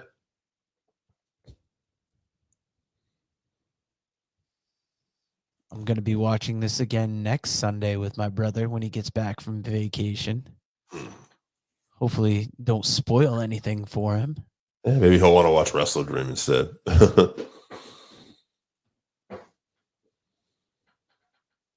I remember for years I got shit for being a fan of TNA during the Destination America days. There weren't a lot of times where the TV was great. They did some bullshit, but they also had some really interesting things happen where they'd feature matches from different companies around the world. And there's always been something about TNA that I've really enjoyed. Not from the beginning. I got into them maybe 2014. Yeah, see, I was kind of out of TNA at that point, but I was there from the beginning. I used to watch the weekly TV shows. I saw Vader show up one time. I saw Nikita Koloff show up one time. They had just random people showing up every week on these things. Lex Luger and AJ Styles wrestled a match. Wow. And what did you think of it back then? Did you enjoy it, or were you just happy that there was something that wasn't WWE on TV? I just enjoyed that there was more wrestling. I liked that there was something different out there. The weekly pay-per-view concept, $10.99. I kind of had a love-hate relationship with it. I didn't want to spend $10.99 every week on a pay-per-view. Now it sounds like nothing. It's just $40 a month, which was kind of the thing. But yeah, I mean, they had some good stuff out there, so I always kind of enjoyed. Also, you're spending money on a pay-per-view where there's not necessarily a TV product to push you to it. That was the issue. So how are they going to get you to pay money for something that's not regular? You hope you watch the first show, and then you got to keep them coming back, I guess was the plan, So, but eventually they ended up on Fox Sports Net, I want to say, at one point. That was their thing. And then eventually they got to TNA and Spike for a while. I'm sorry. TNA was on Spike for a while. It was then Spike TV. I don't know, Spike TV even a thing now? It's something else, right? Isn't it? I feel like it's something else. Everything's changed to something to some degree. Yeah. I think I saw something on social media today that said, I don't know if MTV's going away or if they're going away from music. So everything kind of, grows and develops. Even to a degree, the Working Fans podcast has kind of morphed over the years as well. Remember when we were trying to cover TV week to week? Oh yeah. I'm looking up what Spike TV is now. It's Paramount Network. Yeah, so I thought. Kalani with that interesting with that knee on like the back of Indy's neck there. Yeah. Really stretching her out. She didn't have to go to Mystic for it. It's an inside joke amongst the boys. Did you know Of course I knew that. the Paramount Network was, Spike TV, and before that, it was the National Network, and before that, it was the Nashville Network. All right, Spencer is in here. Thank you for the comment. And Spencer, how do you know BDE? Are we just too old to not know this individual? And the answer was he did well, by the way. He had a lot of, he had a great cutter, and he did fine. But we didn't know who BDE was, so. We had to Google it, and even then, I'm not convinced. Yeah. Spencer, how are you? If you're asking how BDE did, I don't know if you're watching the show. How are you enjoying the live stream so far?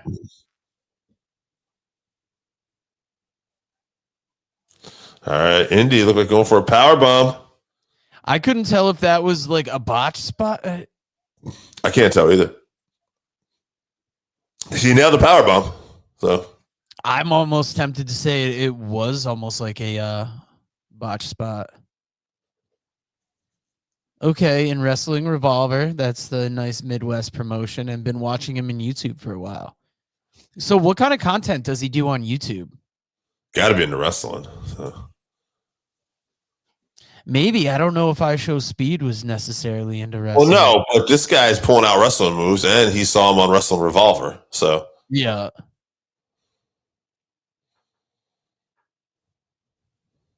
I'm guessing the Battle Royal, the Gauntlet might have been just like a tryout for him. He's like, great. Oh, I like that.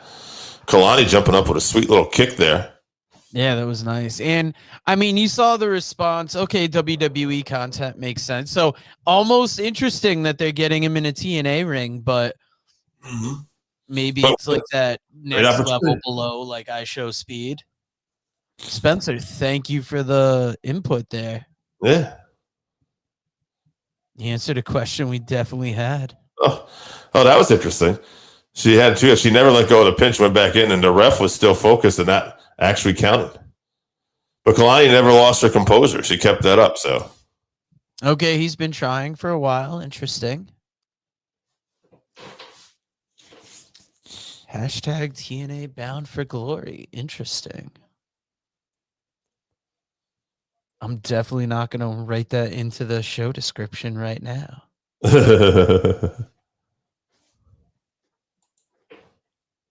Oh, okay. He's been training for a while. Cool. Oh. Yeah, I believe it. I definitely, like I said, he looked good to me out there. Spencer, thank you for joining us. Hopefully you're subscribed. Even if you're not, thank you for the comments. It's Dave and I do these a lot, and not a lot, but when we do them, it's kind of like an evolving thing where we hope there are people there to talk to, but even if there's not, we can throw things out, and I like the interaction really helps. Indy Hartwell with a sweet little elbow here.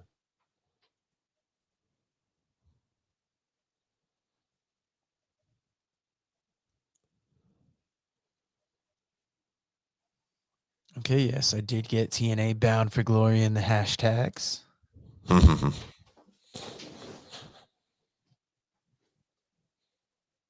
Hartwell. Oh, getting rolled up. Kalani, victory roll. Indy reverses. Oh, we are a pro wrestling MMA channel. There's times where we've done some music episodes. We've done some comedy episodes, some movie episodes. I would say, 80% wrestling, 20% MMA, and then the rest is kind of just here and there, right? Yeah. And then like the other 10% is made up of like a variety of stuff. And we just try and be really regular fans. We're just regular dudes that watch wrestling that just happen to have a voice. we'll give opinions, but we don't think our opinions are the be all end all of anything. Yeah, we're not really haters. I would say that we're pretty much open to watching all kinds of wrestling. Yeah, that is something, and we don't talk about it a ton, but we do like to focus on things we like Yeah. and not like really complain about stuff that we're not a fan of. So I would say mainly WWE, AEW, and TNA. NXT obviously part of WWE as well. Like that's probably what I'm watching most of the time. Gosh, I try and fit in some New Japan. I try and fit yeah. in like I would love to fit in more Wrestling Revolver. Like there was a House of Glory What? show that the Hardy Boys won a tag team championship at on Friday. There was Killer Cross versus Matt Cardona. I like keeping up with MLW as well. Wow, that is surprising. Wow, that ruined one of my shorts. And then you've also got New Heights Wrestling, which if you haven't checked them, great indie company out of Florida that Dave and I happen to do commentary for, that we have ball watching and helping to create. Outcast Wrestling Revolution out of Connecticut as well. Northeast Wrestling, Beyond Wrestling. Carlos Silva really making himself seen in here again. Yeah. Dave, do you want to pop off camera for a second and create a new short? I'm going to. I need new pictures now. I wasn't. So I figured I'd hang out with you for a minute. I didn't know TNA was going to fuck on us like this. I really thought for sure Indy had this one, but we're getting there. This was going to be maybe it goes with what I was thinking. AAA. I did try, like, I would catch the Triple Mania shows. I would buy them before WWE acquired them. I started watching now being played on WWE's YouTube channel. I try and watch any of the shows they put up. I bought the CMLL anniversary show. But I watched, since WWE has purchased AAA, I've watched all the shows that they've done, and I've enjoyed all those shows so far. So I like to do it on YouTube too. It makes it easy. Yeah, I mean, I guess honestly, we just watch kind of as much wrestling as we can and like as varied companies as we can.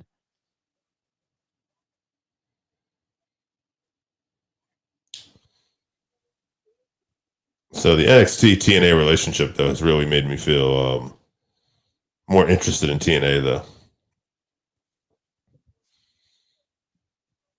Spencer, how did you find us? Did you just happen to click on the live watch along? I always like to ask that for like new people that interact with us because, we put this stuff out into the universe and kind of hope that people will enjoy it. And it's always interesting to see how people came upon us. Interesting to see if they enjoy us. Ooh, TikTok. Interesting. We might have to put some more time into TikTok then, because TikTok definitely pays off.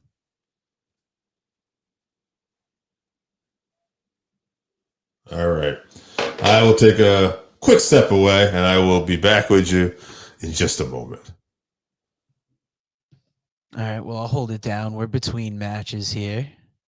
All right. Hardcore War, it looks like, is coming up next. Order 4 versus the System. Spencer, since you're talking back and forth with us, who do you got, Order 4 or the System?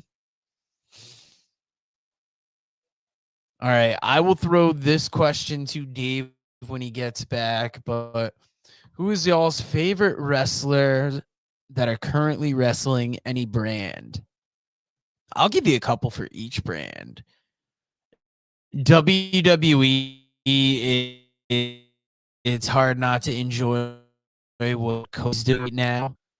I love seeing CM Punk back in WWE. It's interesting. NXT. Let me see who. Javon Evans is a standout in NXT, I think. Obafemi has really stood out from the pack as well. Hank and Tank is an interesting tag team that's kind of thrived there. Going to AEW, I'm a Kenny Omega fan. I like I'm trying to think who else really. Will Ospreay obviously stands out for me as well in AEW. Swerve has been amazing. Hangman Page has really grown into himself, and I didn't expect being a Hangman Page fan necessarily because I had watched him in ROH before that, where he was just kind of like a lackey. Ooh, let me see what other companies. So for TNA, who's really stood out? I've liked what Mustafa Ali has done in TNA. I've liked Nick Nemeth, obviously Eddie Edwards, New Japan. I don't know if I can give you any New Japan favorites because I haven't been as focused on them lately. I really liked Show and Yo.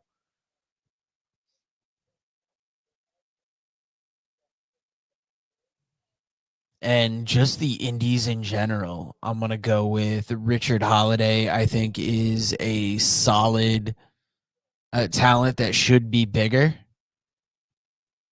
And I hope that covered that. That was probably too big an answer, but I was trying to give you a couple from each company because I'm really like, we really enjoy wrestling, and it's not necessarily like we're brand loyal.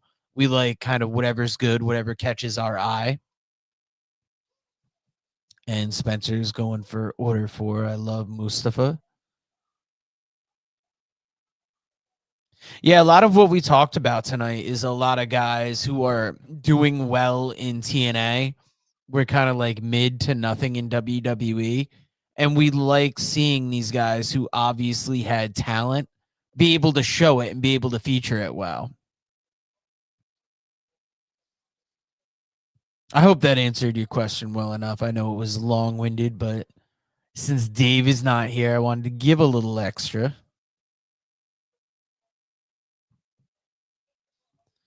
I have not watched NXT Showdown yet. That is a rough night for me. If I can't watch it live, I usually have to catch the replay, and it's just been a busy week. I'll probably get to it tomorrow. It's going to be a rainy day here. I'll throw it on while I play some video games. I'm interested to catch it up to it because I really like the idea of the NXT versus TNA. It's something that since we've seen this kind of collaboration between the two brands, we were kind of hoping for some kind of interaction. I like seeing this here. This is like, it almost feel like it almost feels corny, but I mean, you've got the Boston Red Sox mascot there. Ethan Page versus Mustafa was amazing. Spencer, who are some of your favorites for each brand? Who catches your eye in wrestling?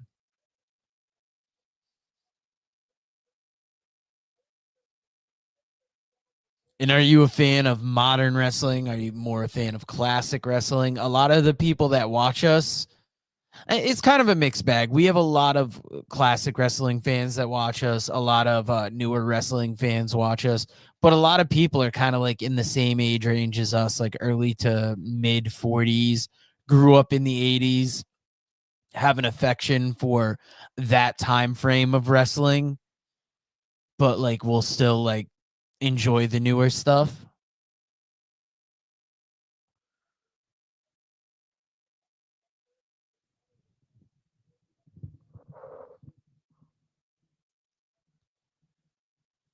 You know, we try every time we do these watch alongs. The way we've always envisioned it is we've never felt like confident enough to put the show up on the screen because we've never wanted copyright strikes. So we kind of view the watch along as sitting down with your friends, watching wrestling. We'll talk about the show. We'll talk about other things we like, but it's just mainly a couple guys watching wrestling, laughing, having fun, no matter how tired we are from work. I got in from work. I was able to go to the bathroom quick and then set up my whole gear and watch this. So, kind of a little bit about us if you're wondering like why the footage isn't on here, but we talk about the show enough. We talk about wrestling. Hopefully, you're enjoying. And anybody else watching, please hit that like button, hit that share button, hit that subscribe button, and feel free to comment with us. As you've seen from the stream, we'll talk about the show.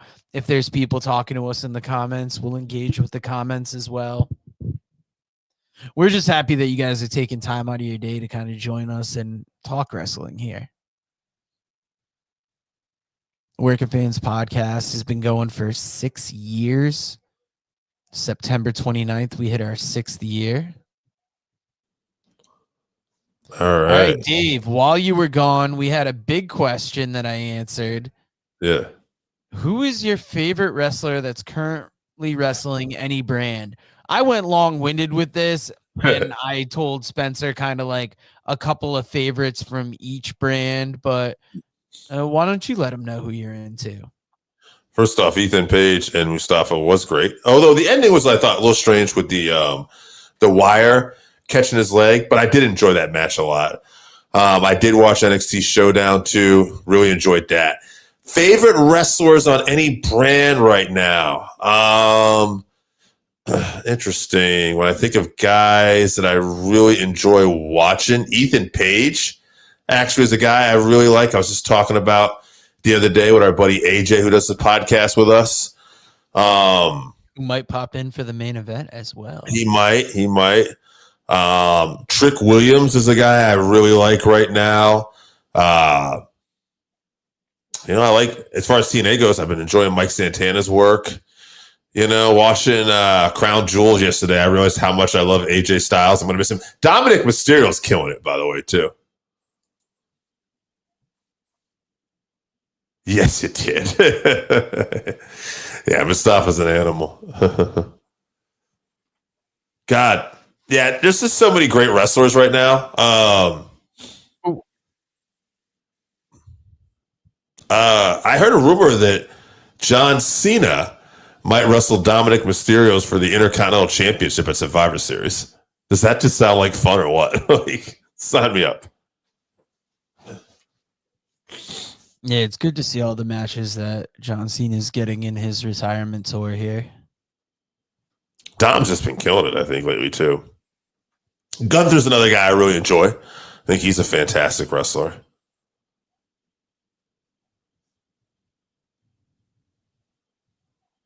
So, wait a minute. So, this is a hardcore war, I know. But is this also like a gauntlet style? We just have people coming down? That's what it's looking like. Interesting. Yeah, that's true. Cena could become Grand Champ. That's right. He never did have that Intercontinental title. He had the U.S. title. So that would be super cool. I do got to say thank you for responding in the comments, because Steve and I can talk all day, but it's nice to break up the monotony a little bit and be able to answer people's questions.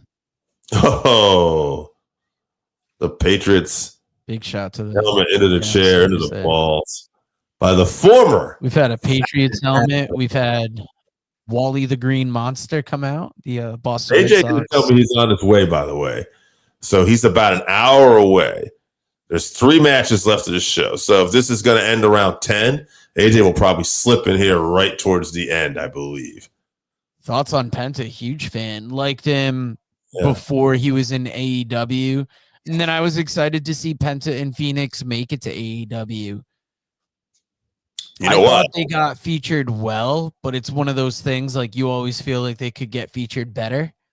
And I just kind of love what I'm seeing from Penta in WWE right now. He feels like one of those top stars. Cheese grater. Oh, cheese grater. Jeez. Right to the head. Hey, you know what? We've been talking about the guys, but, Stephanie Vaquer. I am loving the thought about that. I did not bring up a ladies wrestler in any of my favorites. Vaquer is killing it right now. I love the work she's doing. Now, speaking of ladies,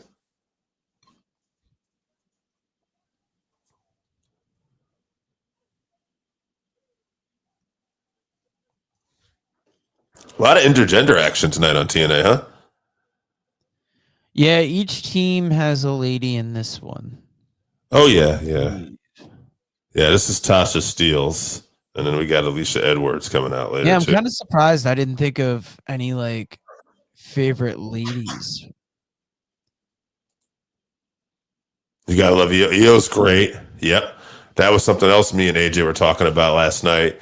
Actually, just how many women are over right now, too. Like, Io comes off like a big star. Stephanie Vicura's coming off like a big star. Tiffany Stratton, Rhea Ripley. They all just come off like huge stars right now, too. And yeah, we talked about that on the live show about how Tiffany Stratton, like, we didn't expect to be such big fans of hers. And here's the thing, too. Like, with men's wrestling, you can look at different eras, like the Bret Hart era, maybe you're a Hogan, whatever you like, and you can argue, Austin era, like this was better. I like this better. But with women's wrestling right now, I feel like it's at a peak, and it's kind of hard to dispute. Like we're in the best ever time for women's wrestling. Yeah, man, he likes it. Yeah, I like it. That's gotta be one of my favorite calls. Like, not even the call for the Devil's Kiss, but just the "yeah, man, I like it." I find Booker entertaining. I think he's hilarious. I was a big Booker T fan back in the day too. Harlem Heat, baby.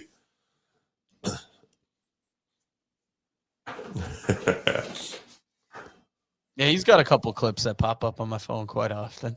Yeah, Hulk Hogan.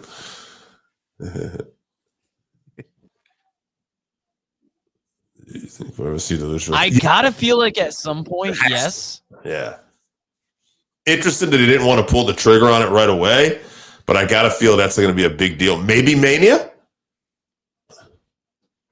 I don't know. I'm wondering because it's like you would have thought they would have done it right out of the bat, but I mean, maybe the anticipation building up to it.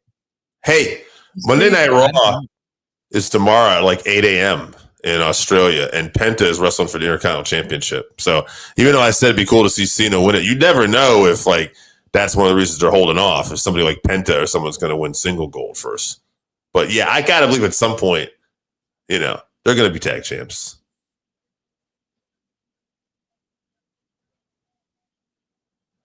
Is there a team too in the history? Because AEW is still a young company that's had AEW, TNA, and WWE tag gold.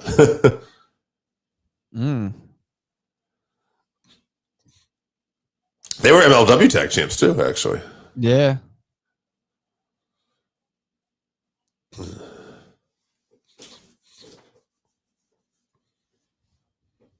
Interesting. How many tag titles have the Lucha Bros held? I bet they had to have held CML or AAA too at some point. Yeah, I feel like they held the AAA tag team. Maybe even the one in Crash. They've held a lot. Yeah.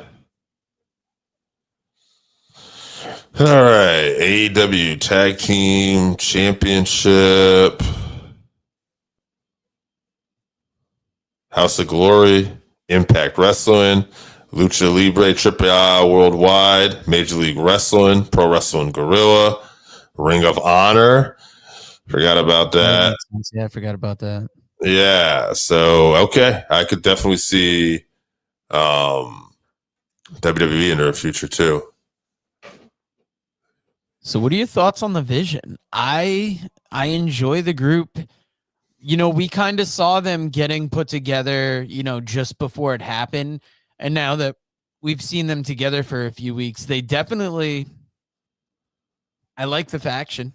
So here's the thing. Got that muscle behind Seth Rollins, but now they kind of almost seem like they could stand on their own too, rather than just being like muscle or like a featured attraction in that group.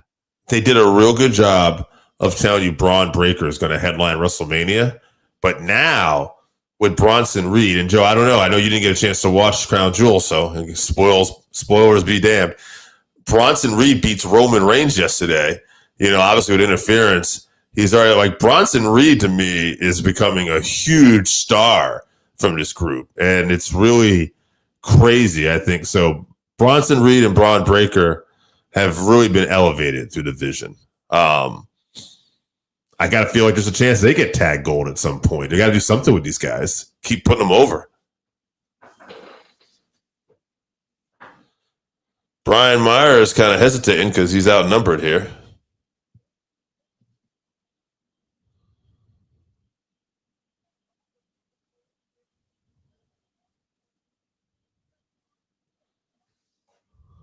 All right. The sister Thoughts on wants MFT? That's Mandarin's, true. Tamatanga came back on SmackDown this week too. I like the So Gorillas of Destiny makeup back. yeah, and they also got into it with the Wyatts after the Wyatts beat the Street Profits. So I gotta think that there's a reason for that. I feel like, though, honestly, yeah, I like Tamatanga, but I do feel like I hope they do more with them. I feel like things were good, and then like they could be better, and especially oh god, I forget Jeff Cobb's name now. JC Mateo, like Cobb's someone I feel like they could be doing more with too. Yeah, they've kind of been hampered a little bit by injuries as well. True. All right, order 4. So we got Mustafa Ali coming out here with security. Got a sledgehammer.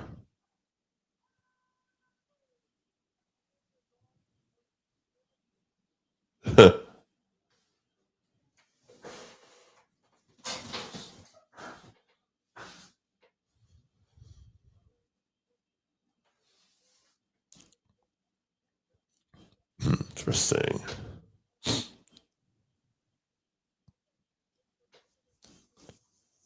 Who do we pick in this The one? moment they got Alicia Edwards cornered in the ring. Yeah.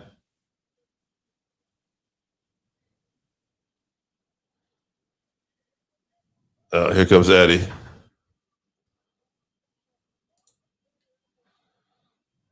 He'll get tied up in the cords. Yeah, I know. Ooh. That was vicious. I like that. So Order 4 is in trouble here. I mean, Order 4 is in control here.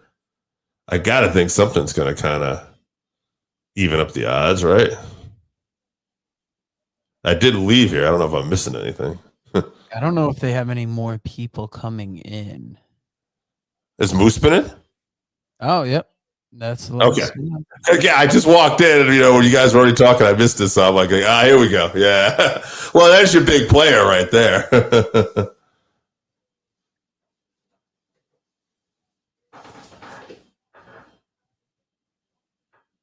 Spencer, I gotta ask, where are you watching us from?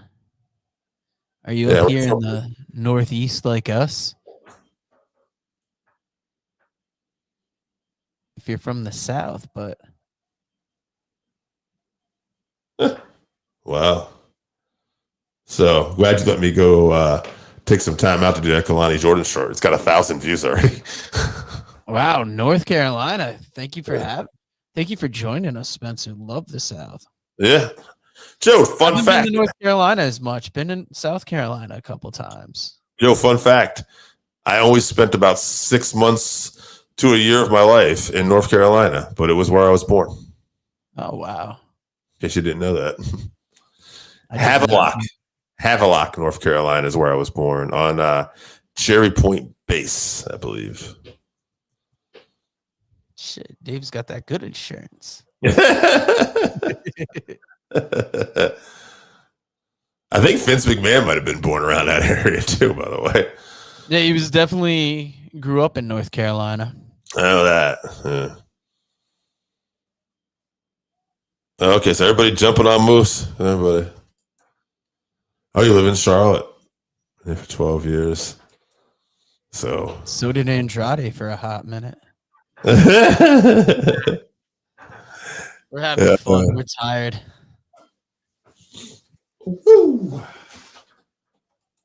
Moose versus Obafemi. Yes. Yeah. Obafemi, like I gotta feel like he could be in the main roster any minute now.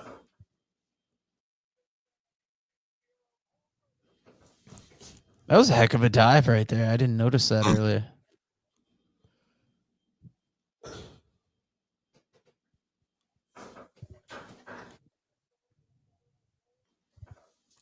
All right, Alicia Edwards and Tasha Steele maybe going to face off here. I see Tasha getting in there. I'm just kind of assuming. So Spencer, how long you been a wrestling fan for? Yeah. All right, Oh, we're getting some hardcore from the ladies here. barbed wire. And Lisa, is she going to have the tax? That's the Fuck. tax. One of these ladies taking the tax. Expensive 15 years. So we're in 25. So 2010. 2010.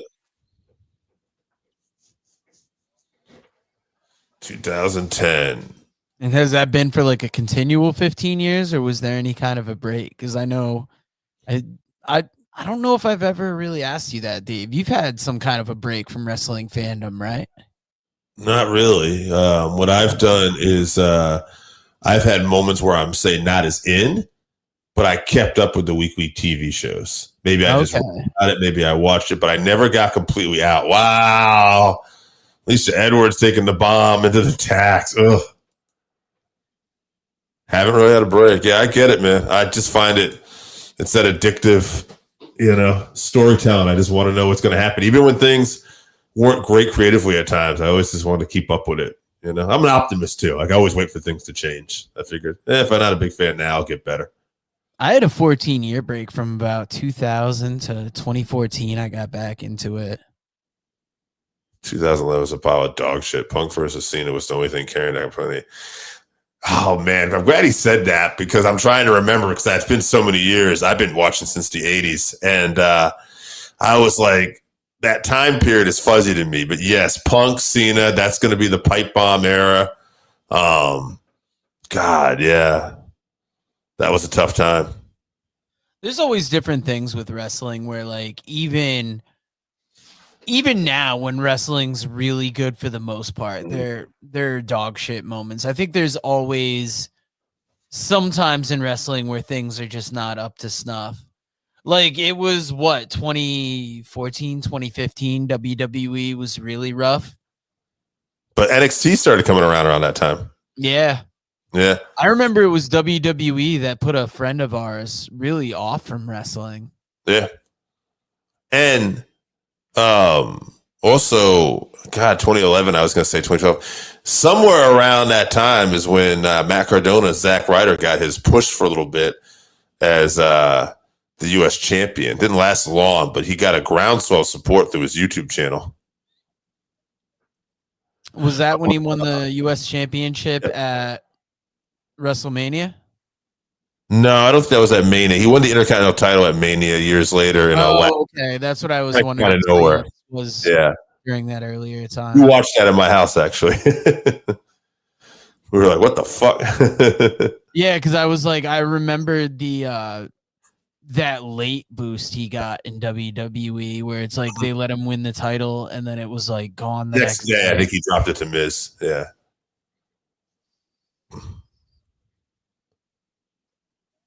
So I gotta feel like the Hardys versus Team 3D is not coming after this. No, I gotta think this is Jervon and Leon is after this. Jackson Riker, yeah, he was part of Forgotten Sons. Mm-hmm. In NXT, yeah. Oh, wow. Oh, that's cool. Is he from Carolina area, I wonder? Makes sense. I can't remember exactly. Oh, Eddie Edwards. Boston was part there with the. Yeah, we didn't comment with the barbed wire around his knee. But the system gets the victory. Yeah, I guess makes sense with all the, the tint of their gear and everything they did to kind of pander towards Boston. So what do we got? We got the tag team match left. We got the heavyweight championship match. It's got to be Javon and Leon Slater next, I would guess. Got to be. And I'm feeling like I'm going to double down to Javon is probably going to win this because I feel like we're going to load up on NXT having the championships until that very last match. So, no, he's not. Just met him through my barber and we talked back. Well, that's pretty cool.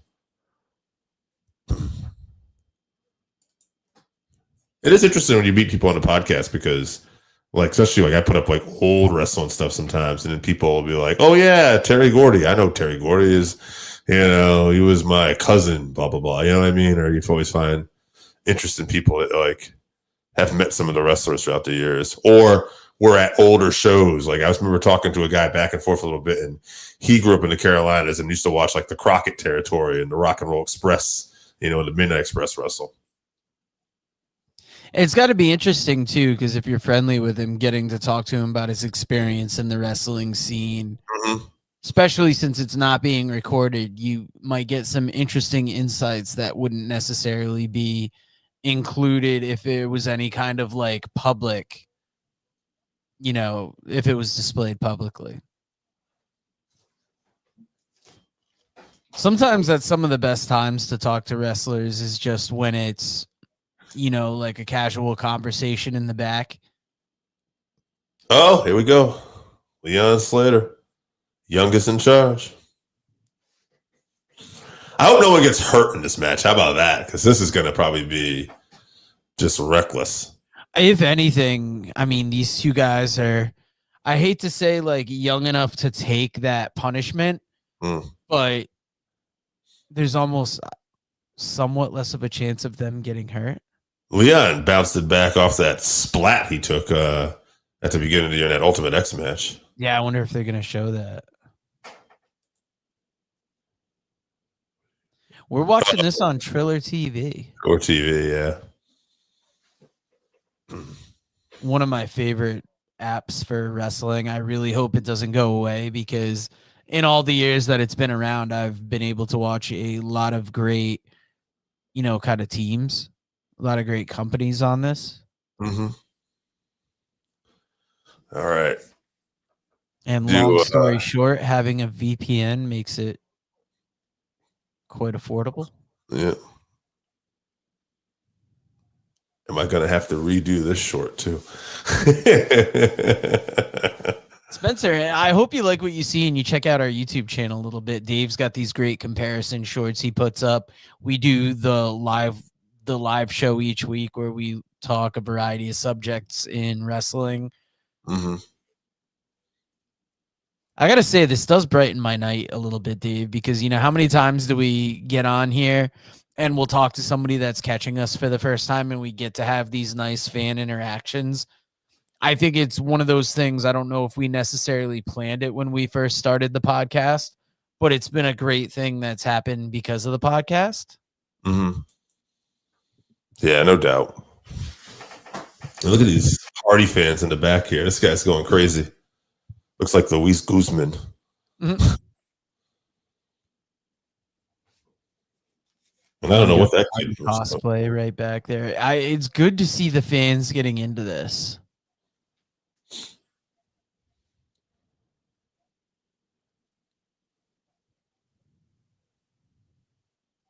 Security having some words with somebody back there. Hey, sit down, man. Yeah, you saw security kind of on the ramp too when Moose was leaving. So it's the youngest in charge versus the young OG. Two 21-year-olds going at it right here. Isn't that nuts? Two 21-year-olds wrestling for the X Division title right here, right now, on this stage. And these guys are so talented that, like, this is so early on, like, in their careers that they both have, like, their whole careers ahead of them. Youngest X Division title matchup ever. So.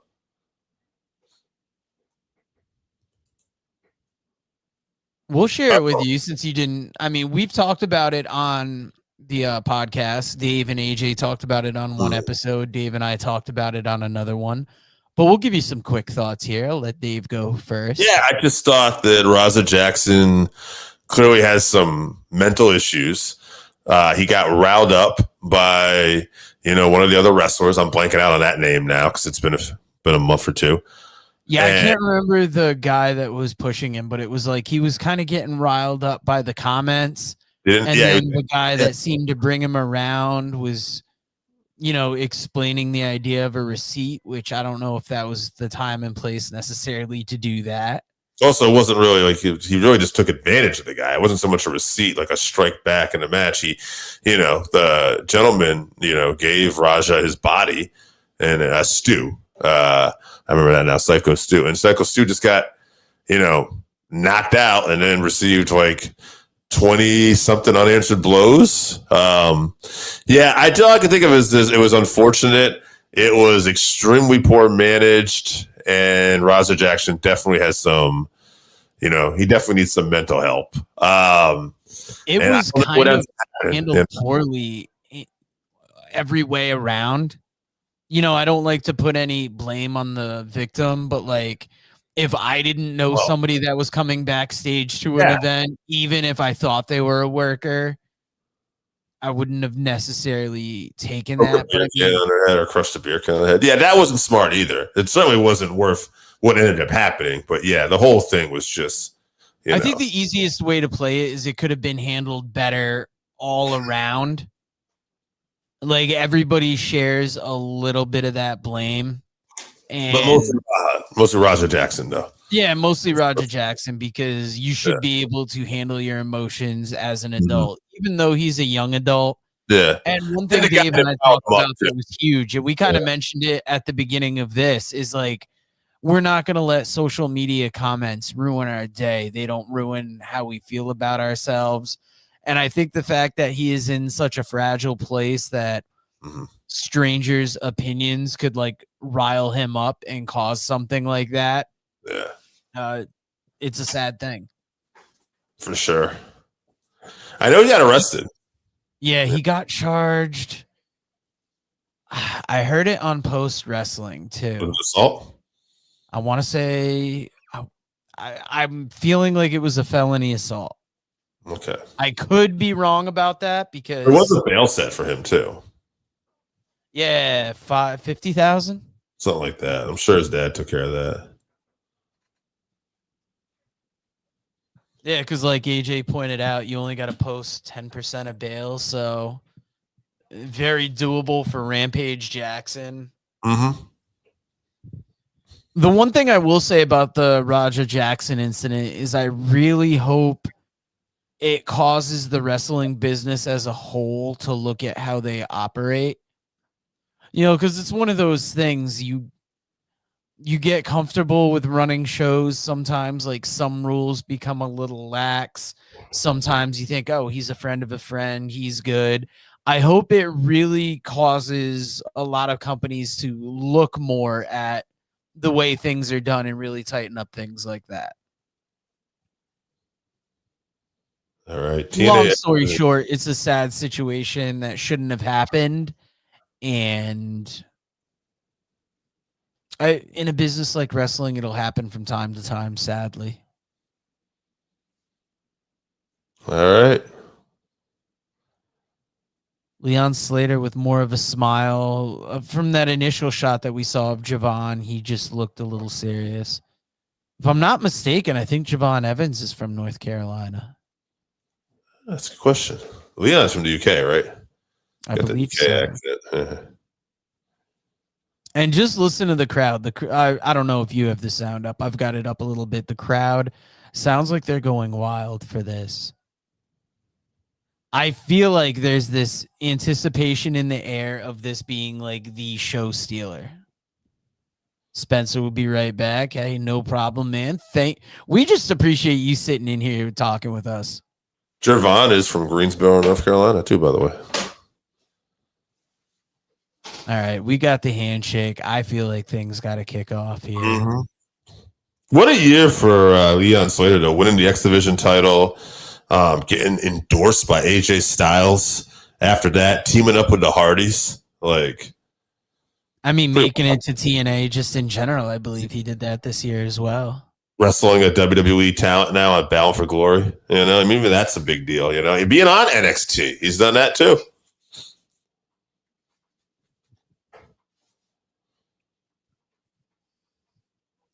All right, for everybody watching in the comments, please drop us a comment. Who do you think will win this? And if you're enjoying the live stream, please hit that like button, hit that share button. Javon got to wrestle Randy Orton. Means the world to us. We try and get out there. The more you interact with us, the more you click that like, click that share. It just sends us out to more people.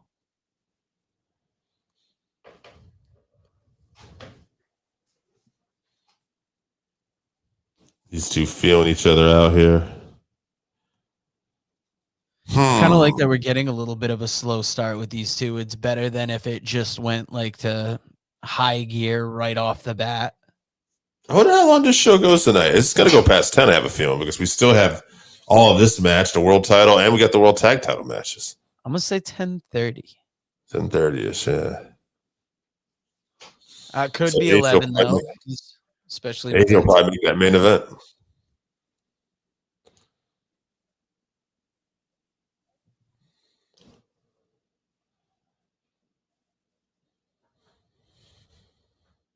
AJ's been telling me the whole time that he really doesn't want to watch Devon die. So that's really the question of the match tonight is how's Devon going to do? Yeah, that's Javon. I like these guys that are doing the wrestling early on, the quick roll-ups. I like that the speed is starting to pick up a little bit here. Mm-hmm.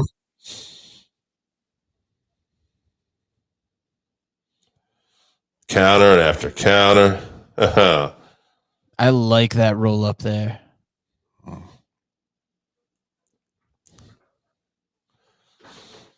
Intensity. I like. It's like when you get a really good match and each person is going like move for move. Mm-hmm. You know, it feels like a chess match.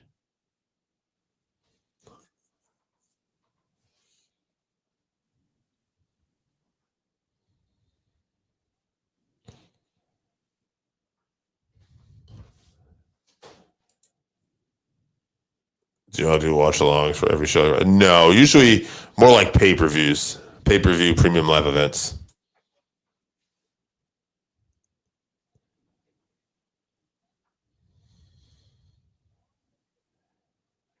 Sometimes not even every pay-per-view, sadly. No, I didn't say, yeah, just those where you'll see us, yeah. It's one of those things where we'd like to, but I mean, we're the working fans. We came up with the name because when we did this, it was always going to be like the side hustle next to the job. And there's weekends where we'd love to do a watch along, but we don't know if we're going to pull it off. Plus, we have other stuff we're doing with the wrestling business. I mean, like, we're doing commentary for independent wrestling group in Florida, New Heights Wrestling.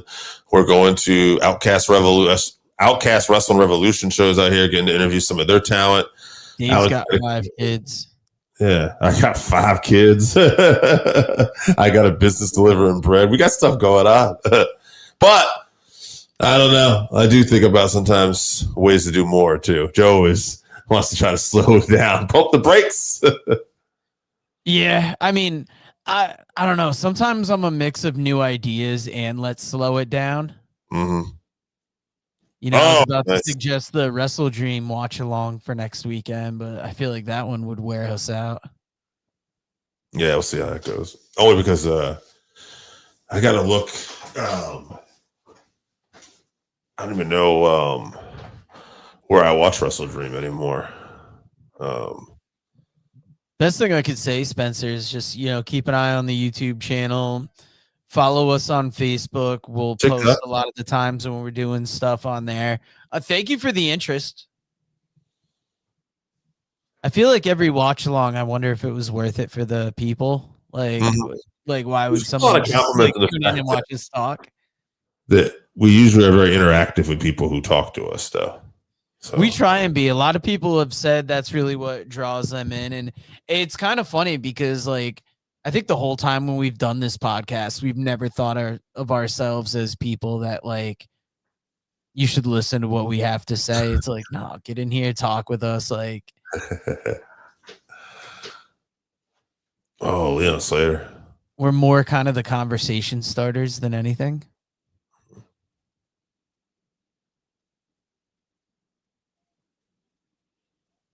We usually do one wrestling episode a week, one MMA episode a week, sometimes 2 wrestling episodes a week. It's been kind of 2 a week since AJ's returned. Yeah, as I talk to him, we might do a wrestling show next couple of days. Nice. And then Friday, I see a Wrestle Dream preview in our future, probably. Oh, Javon Evans with that height.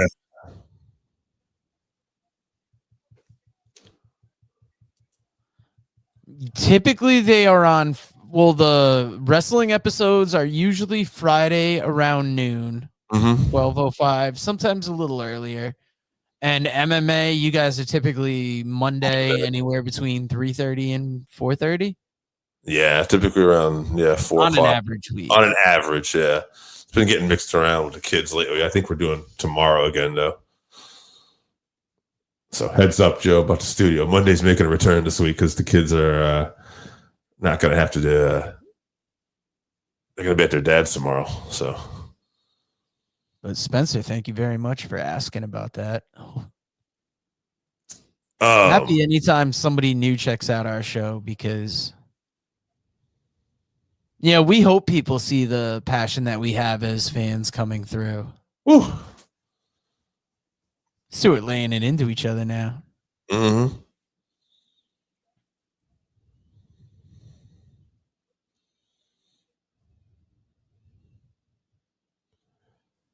I wonder who helps produce this match. Probably a Lance Storm. I don't know who the coaches really are in TNA. I think Lance Storm, Tommy Dreamer would probably be a couple. Oh, Lance Storm works with them? Interesting. And what was I going to say? You never know who's coming over from NXT too, right? Like if they got people helping from NXT now.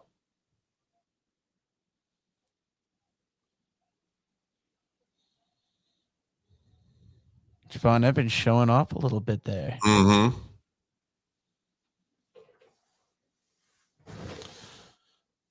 Yeah, X Division title would be fun for him if he can get it. After I called the Indy Hartwell one wrong, though, I'm just not feeling so sure about my predictions right now.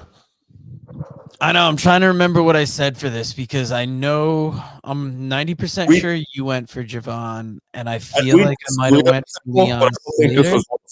I don't think we disagreed on the women, Javon, or the title. I think we disagreed on maybe Kazarian and that one we definitely did.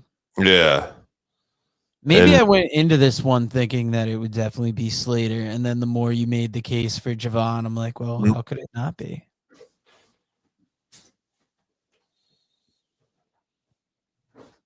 Oh, huge kick there. Mm-hmm.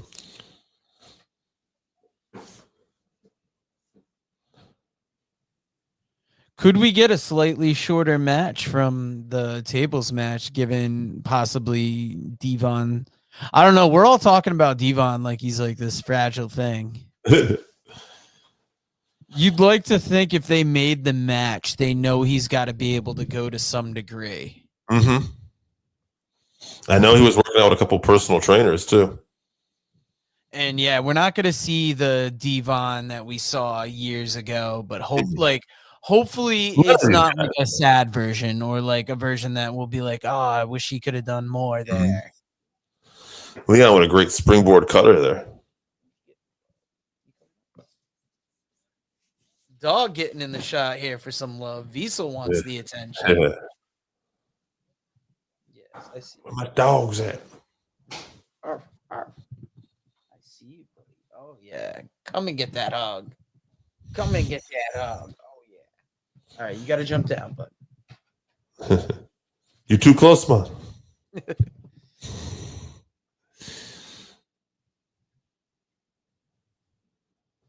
Oh, Javon looking like he wants to do something here.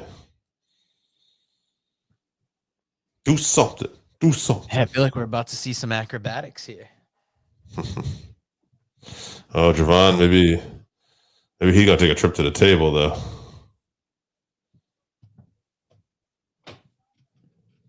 Oh no.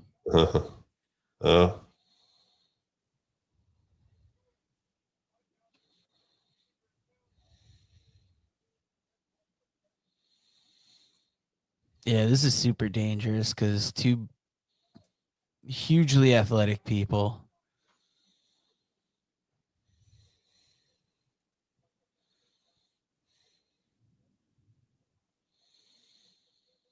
Oh. No. I was so glad to see the action move back inside the ring on that one. Mm-hmm.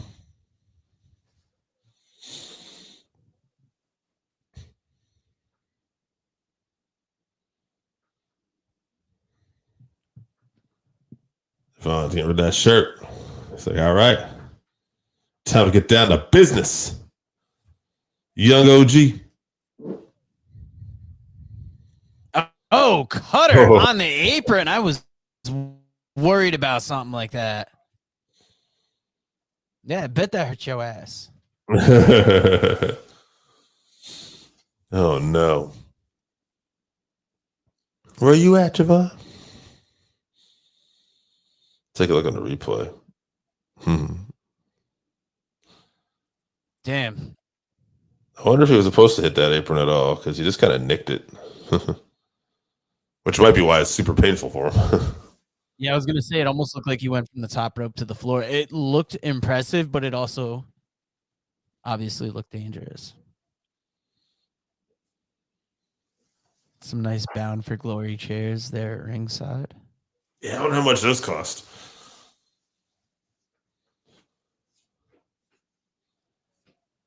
I hope TNA, smart move for TNA would be to keep their ticket prices like not super affordable, but with all the talk of WWE ticket prices going through the roof, this is really the time for, other companies.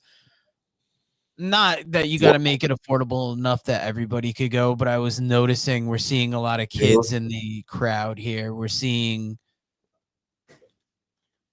it almost looked like some families out there as opposed to just like your typical, 20, 30 something year old crowd. Great splash there from Javon Evans. Javon is cooking. Halfway across the ring, Leon Slater kicking out.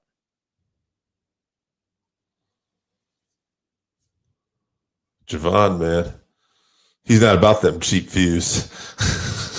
Sorry. Yeah, I was going to say, we don't buy views. Nah, you don't want no cheap views. Always Twitch bringing in the odd comments. It's always Twitch. You guys will never see. We're not going to put that on there. Always got to be that Twitch. Speaking of twitching, Javon Evans about to light up Leon Slater here. Leon like, nah, son. Slater holding on to that leg. Smart move. Don't let him get that momentum to start running. Ricky Morton told me how to work a body part, kid.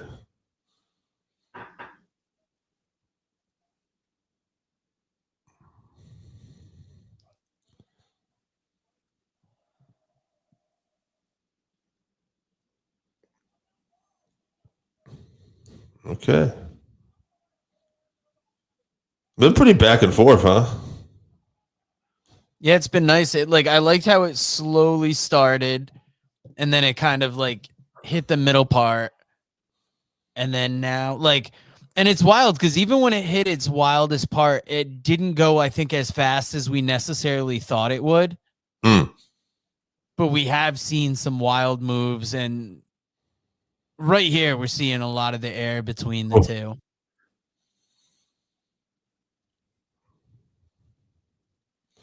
Well, I think what's great about being so back and forth, it's a little hard to predict the finish that way,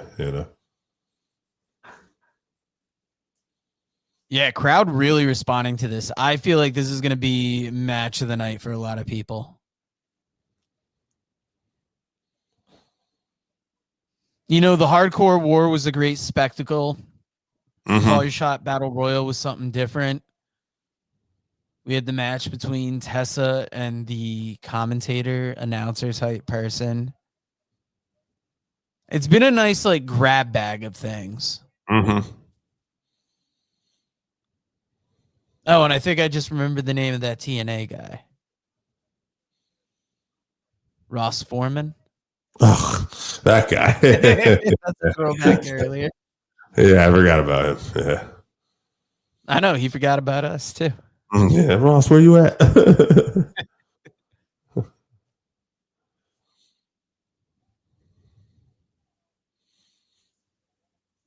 Yeah, watching this, I really have no idea who's going to win this now. Part of you's got to feel like Slater's going to keep that X Division championship in TNA. That's so. He's provoking Javon, though. But I mean, both these individuals are known for like that high athleticism in their brands, and they're the same age, so it feels like that, evenness. Well, pretty much NXT, like, right, they hold the women's title and the men's title. So if Javon wins, they'll have that title too. So it might make a more interesting story going to the main event. And then, Cutter. Oh, wow. I still can't believe it anytime that dude jumps, like how he holds himself in the air. Mm-hmm.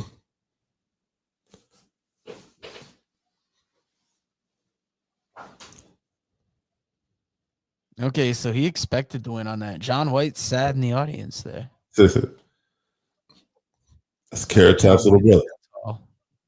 Or maybe his son. Sorry. Carrot Top Jr. Mm-hmm. Baby Carrot.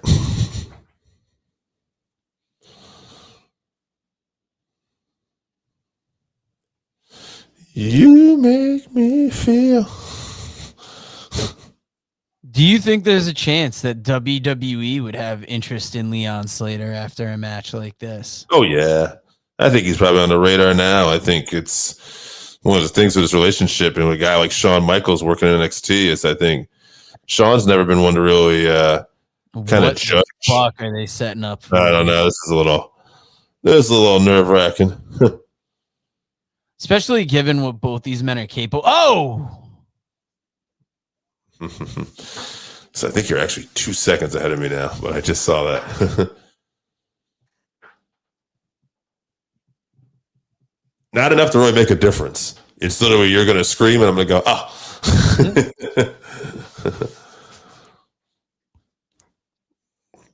I know. I was like, are we going to see some kind of fucking flying head scissors from this top rope? Are they going to the outside from here?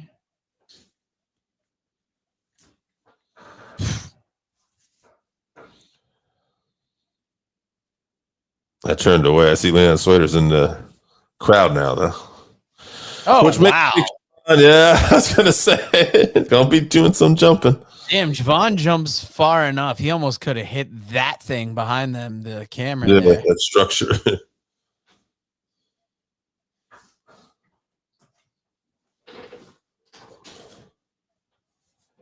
Oh, shit.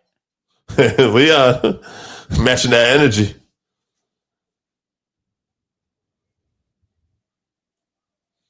What? So the 20-minute time limit has expired. Oh, see, I didn't know there was a 20-minute time limit. The crowd is not liking it. Carlos Silva's right there. So are we gonna get 5 more minutes? Yeah, you can't. Co-winners earlier and then call it Battle Royal. Now this shit. You also ruined another short. He's in the damn shape that it's in. Because of bullshit like that. Like they're chanting, let him fight. I wonder if this next 5 minutes is just going to be balls to the wall. If they don't give him another 5 minutes, this is stupid as fuck. Is it 5 or is it sudden death? Maybe they're like, hey, take what you need. I don't know. They're cheering. I don't know what the fuck happened.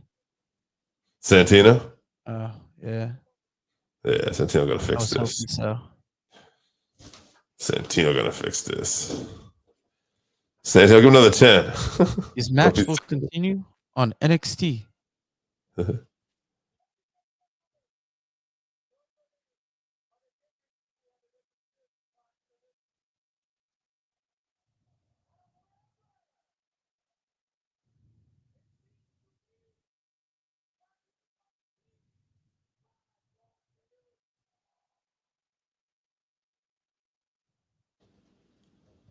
Five more minutes. All right, they're giving him 5 more. 5 more. You got to finish this now.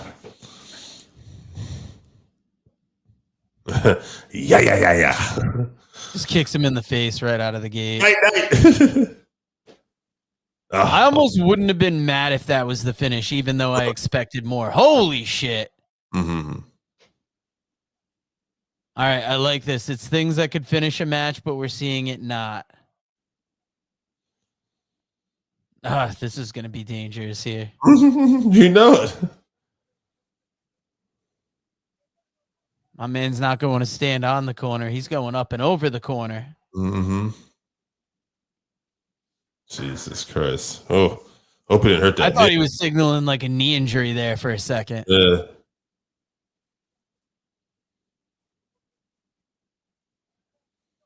Leah, Javon, I'm hurt. Chase the finish. You're getting the title, brother.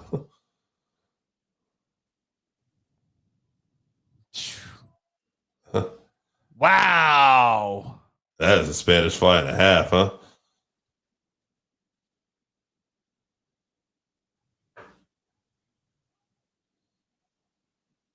Oh. What the fuck? The fuck is this shit? Stop ruining my shorts.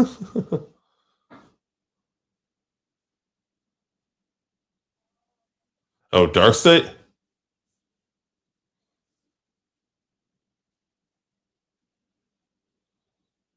Don't ruin this match. This is why the company's in the shape it's in. That's a bullshit finishes like this. You're ruining on a short. Yeah, I mean, I'm personally glad I decided to watch this after work if this is how they're going to fuck us. Oh, shit. Is this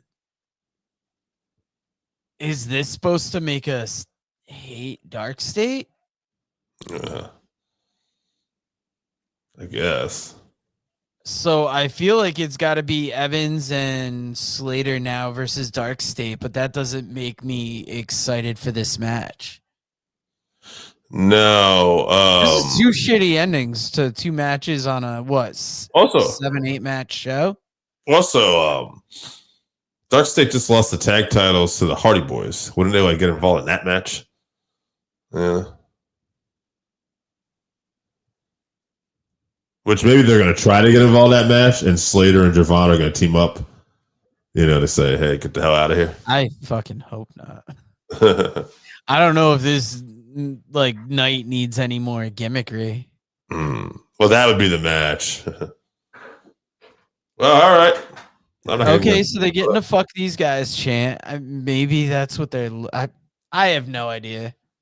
Yeah, I'm kind of interested to hear the post wrestling breakdown now because this fucking sucks. Do you think a casual watcher would be watching this and hate Dark State because of it? Nah, you'd hate to finish the match. Like even if you're like a kid or like. If you're a kid, yeah. If you're a kid, then yeah, you're probably mentally disabled. Yeah, I know where you're going. Yeah, you got some problems. You got problems with your forks and knives at home, and you need someone. Just because, like, I don't get it. Yeah, as a smart fan, though, as the fans who kind of just we know too much, unfortunately, and you know. Oh wow! Get your hydration on, baby. God damn, it's like they're 3 words away from a former sponsor. And they're missing some alcohol in there. Yeah. Which, interestingly enough, I don't see in the stores anymore, Dave. Might be why they didn't have any more room for us there. So, yeah. No, that's what happens when they stop fucking with us. Oh, you guys don't work with the working fans anymore? We ain't buying it.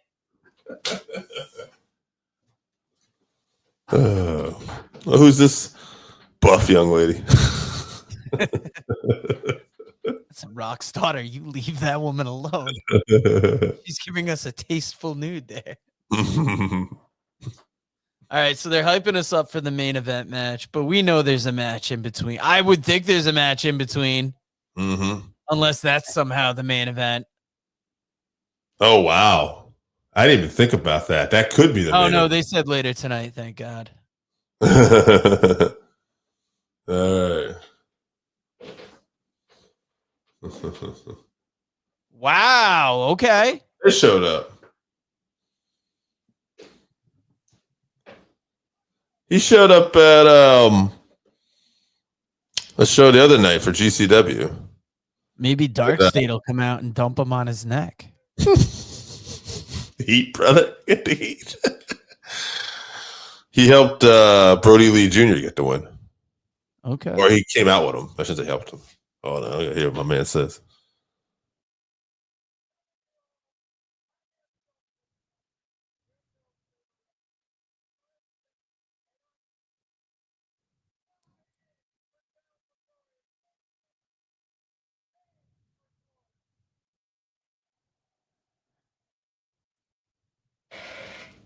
So,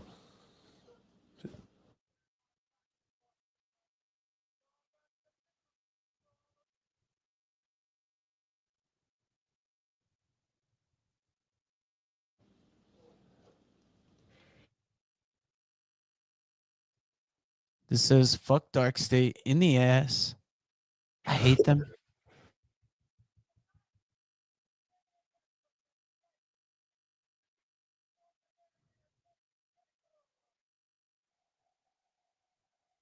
Well, that's cool, at least.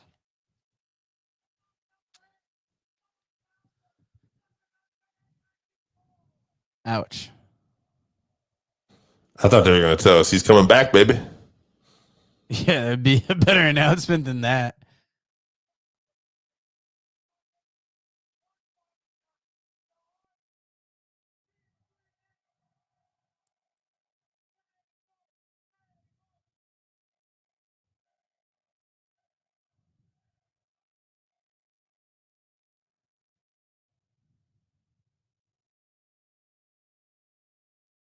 Well, that's cool. At least they set their North American attendance record. But I mean,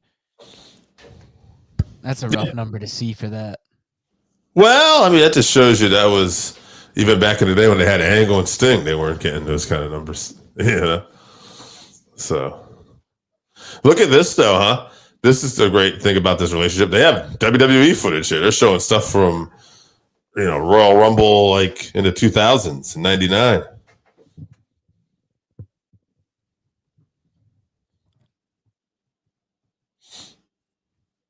This was some of that stuff I was watching the other day, I think.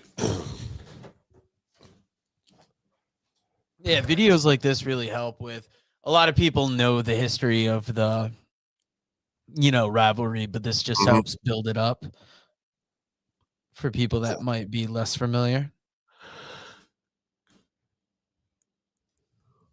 God, so many tag titles between these teams, huh? TNA, WWE. In the case of the Dudleys had ECW. I know the Hardys had a version of WCW when WCW was bought by WWE. Dudleys are the most decorated tag team in wrestling, though. Yeah. So it would be something for them to get the NXT titles as well. It would be. That's right. I mean, we talked the other day about how we don't see that being likely. No. But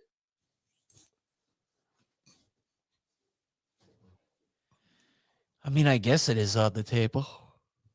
Oh, yeah, it is possible. Dark State going to come out and help him win. I'll make that short. Something if Devon's sons came out and assisted him. They're part of Dark State now. Devon's sons, the Dark State of that TNT, they get that gold.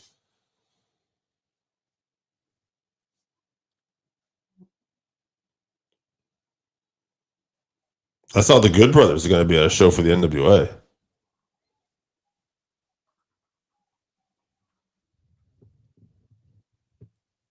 Now that NWA is back on Roku, I definitely got to get to watching more of them. Yeah, Matt Cardona's going to be at a show for them again too. So he's still doing work with NWA when he can. It's interesting.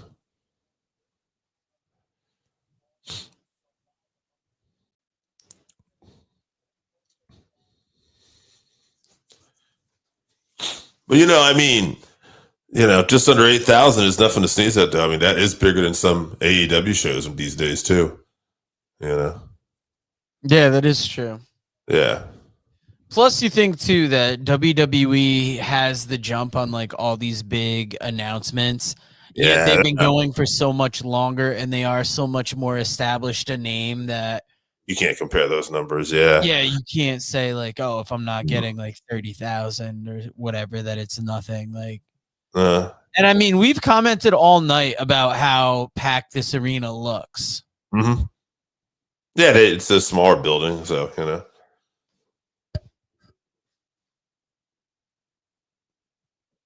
Hold on a second.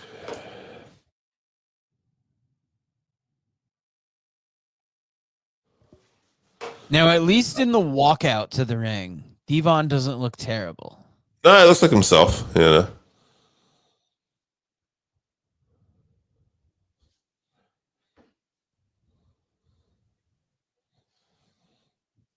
Text AJ.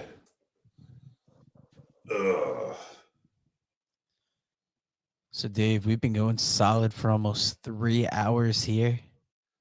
2 matches left in the night. We're about ready for history here. Last time ever. Hopefully.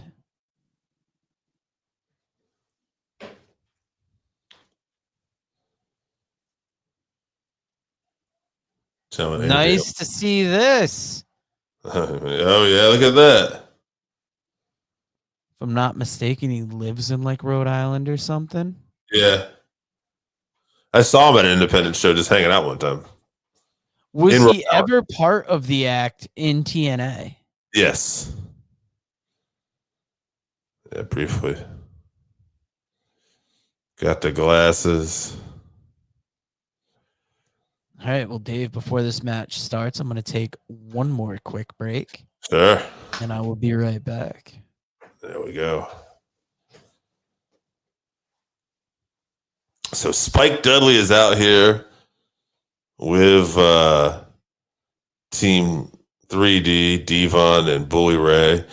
I wonder, Brother Runt? That might be his name now in here.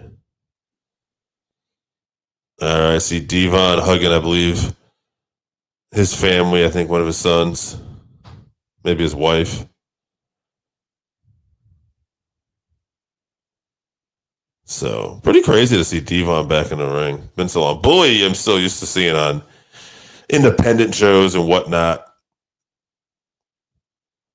Yeah, what a moment here. Bound for Glory, Team 3D, doing this one more time. Ghostface 24. I'm going to read this. Here we got here. The ending of the X Division title is just to have Trick win at this point for fuck's sake. TNA are killing their own pay-per-view for WWE again. Yeah, I don't know, man. I hated that ending to that X Division title match as well. I don't know. We'll see. I'm hoping this match delivers. I've enjoyed some of the pay, but that was a shitty ending to that X Division title match. Loving that comment from Ghostface there. Mm-hmm. Ghostface, thank you for checking us out on Twitch. If you haven't subscribed to our YouTube channel, check it out. We have a lot of stuff there. Full episodes, shorts we've done, short form videos, long form videos. We even got some wrestling that we've called on there. Mm-hmm. Even called a match with Megan Bain in it once.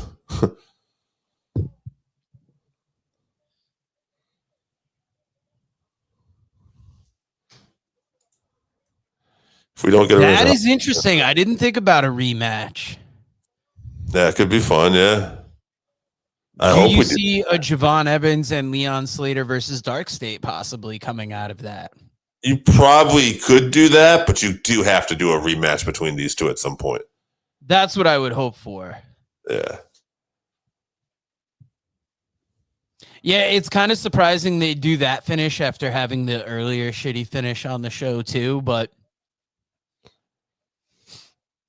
I don't know. I guess I got to look at it a little bit from a storytelling prospect that maybe that gives them something going forward.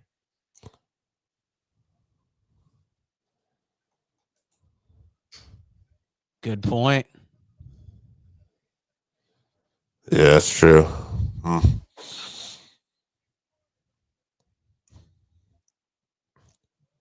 So Ghostface, I'm guessing you got to be thinking the Hardys win this, right? I don't know if anyone I know thinks like Team 3D is going to win this. I mean, maybe I'm wrong, you know?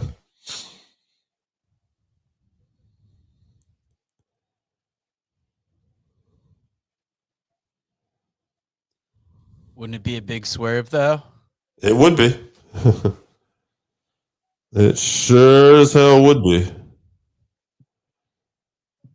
I think the real wild card though is Devon.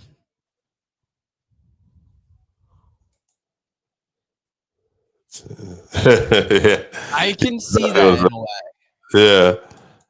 Like, I'm personally excited for the match, but I don't think the match is going to be like a show stealer in any way. Right. I'm more excited for the match just to see like what the fuck is going to happen at this point, you know, like, you know, and if you look at Hardys have had this run in TNA, but they're working with a lot of younger teams with the Nemeths and people like that that can bump for them. Ghostface, what's been your match of the night? Yeah, has there been one? I mean, that Javon Evans, Leon Slater one would have been one up to the finish. Now, like, I feel like looking back on this show after it's all said and done, I feel like the title match is going to be the standout match. It have to be, hopefully, at this point, yeah. The Kalani Jordan match wasn't bad, actually. That didn't give us a fucked finish. No.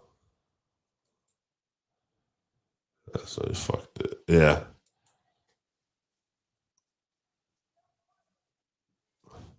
I kind of hope, like, it's not too often that I hope people would get like negative comments out there, but that is something that I hope there would be enough of a negative feedback to TNA and NXT to make them want to resolve that.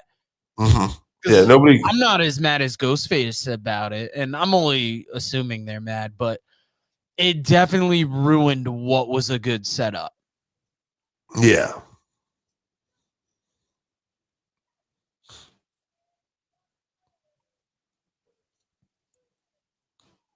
Now, I wonder if it was a personal decisions of somebody's to add that end of the match, so like that match didn't overshine this. I just have. Oh, that's interesting. I didn't even think about somebody else coming in and like immediately going after them. Well, actually, since the Nemeths just won that call your shot, or you know, Nick did, could they come out and just challenge for the tag titles right now?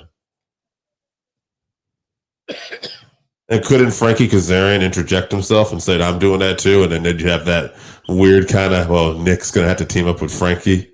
I feel like that's almost flatter of a finish than that other one. Yeah, you are putting out good ideas. Like, I could see like the Nevis wanting to come out and challenge it. Yeah. Storyline that wouldn't be the worst, but it's if they did that on this show, they could go fuck themselves because that'd be like how many bad finishes are we gonna have to matches here? Yeah. Also, Bound for Glory is like the WrestleMania of TNA. I think that's the other issue, right? Like this is their big show. So maybe Slammiversary. I don't know. It's either Slammiversary or Bound for Glory. Yeah. It's hard to call.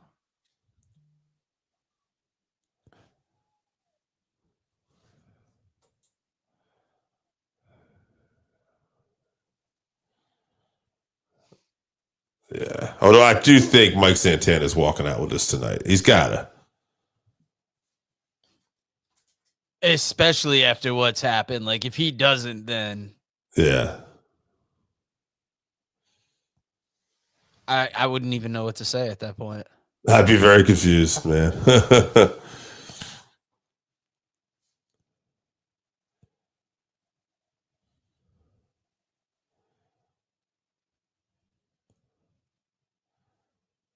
The Hardys are the only TNA talent to actually win an NXT title so far.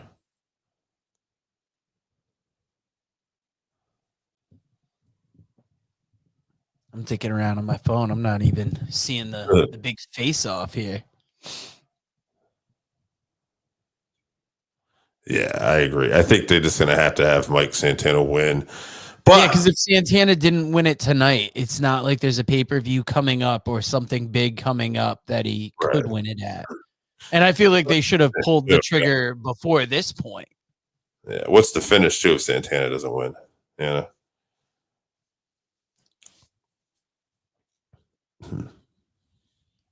So we're getting the same kind of pause that we did before the Javon Leon Slater match. Crowd is reacting.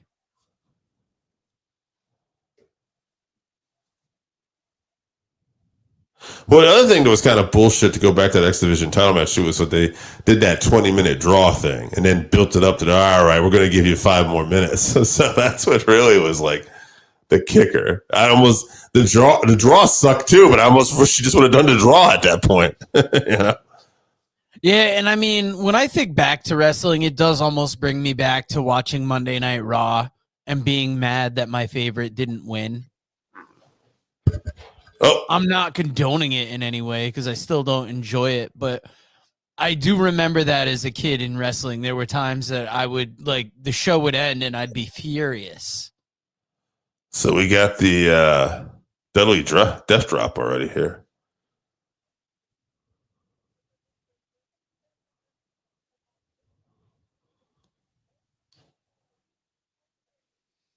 Okay, so both opponents have to go through tables. Yeah, that's usually how it is in a tag match. Yeah. I guess they didn't want to do a ladder. A 4-way world title match, aren't they? So Trick can retain. Makes sense. You cannot have Trick win clean or cheat to beat Mike. A 4-way. I don't know. Oh, yeah, because Kazarian and Nick Nemeth could be involved too. Huh, interesting. So then Mike could win it or something. I don't know if I'd want them to even invoke that during the title match. Nah, I prefer not to at all. You know, it feels like there's been too many moving parts already. I mean, the thing is, I will say up until tonight, you know, there's been a lot of screwy shit, but they did put the TNA men over on the showdown. So I don't think I expect Trick to get pinned tonight, but I don't know. Ghostface does bring an interesting finish. Like, I could see them doing something like that because what was the point of having Kazarian and Nemeth both winning that title, or the Gauntlet Trophy?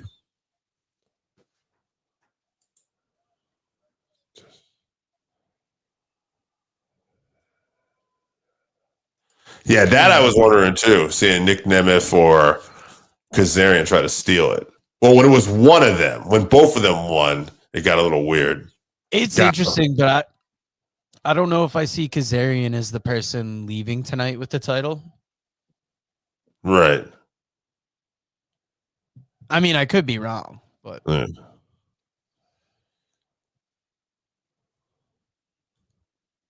I like that Ghostface is kind of panicking with us in real time about how this event could end up. Like, we're just like, how could this get any worse? Nah, I'm gonna be positive. I'm gonna say we're getting Mike winning still. Thank you for tuning in and commenting back and forth with us, Ghostface. How did you find us? Were you just randomly scanning and got a hold of us, or did you see one of our great YouTube shorts about? Well, he's on. Yeah, he's on Twitch, but. Oh, that's true. So Spencer found us on TikTok and then came out. Yeah, I was wondering if it was another TikTok one. All right, so, one guy's gone through a table. Yeah, Jeff's to the table.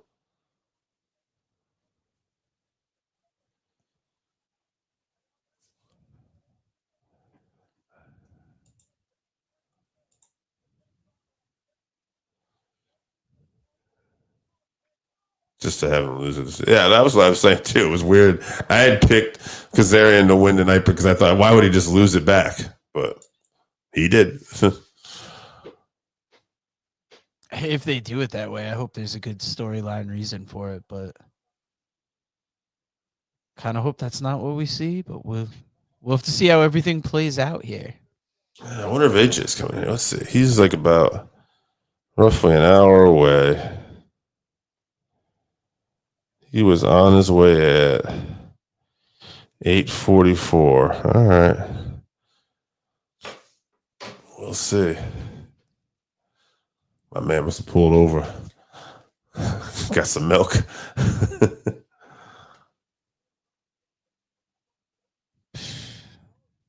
Dave, it's been a long time. You know what segment we could bring back that Breaking AJ news. can't get in trouble for? It might even help his stock in the dating world. Remember that ill-gotten segment we did for a little bit? Oh, yeah. I don't even want to bring it up by name because Nah, we're good. We good, homie. All right. we could tell you where the good wrestling's at. It's kind of been 50% on TNA right now. All right, he's about. If he takes Devon out of the match, this could make sense. Right, because this is Devon gonna go through a table. No, And it's but that not doesn't elimination because he didn't kind of put him through You offensively. got to put him through it. Yeah.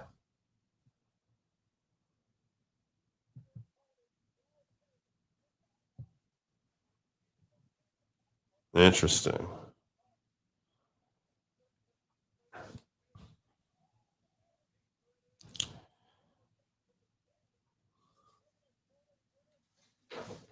Well, Mike Santana can't ruin my last short, right?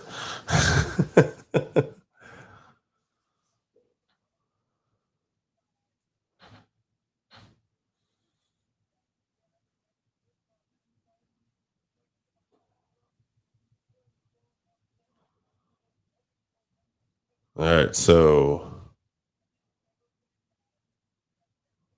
Bully and has Bully gone through a table now? Ooh, I was reading about the statement of Bret Hart not coming to Connecticut later this year. Oh no, I was actually thinking about checking that out. Yeah, apparently he's going to make it up, but he's got some family commitments that won't allow him to come to Pennsylvania, New York, and Connecticut. Oh man, I almost had a chance to see Brett one time, and I didn't take it. And I was thought, man, I'd like to make that up at some point.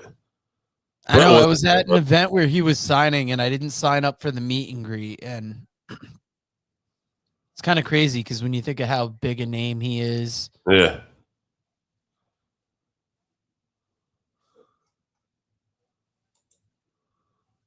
Ghostface. He's just done with everybody tonight.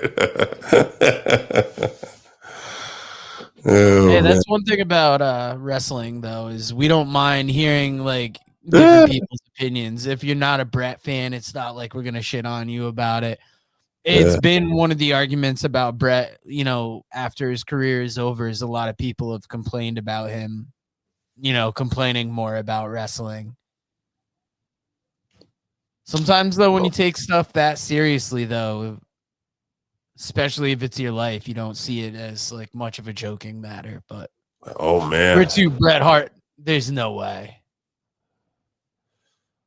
He's going off the third rung of the ladder. Oh, wow. Devon.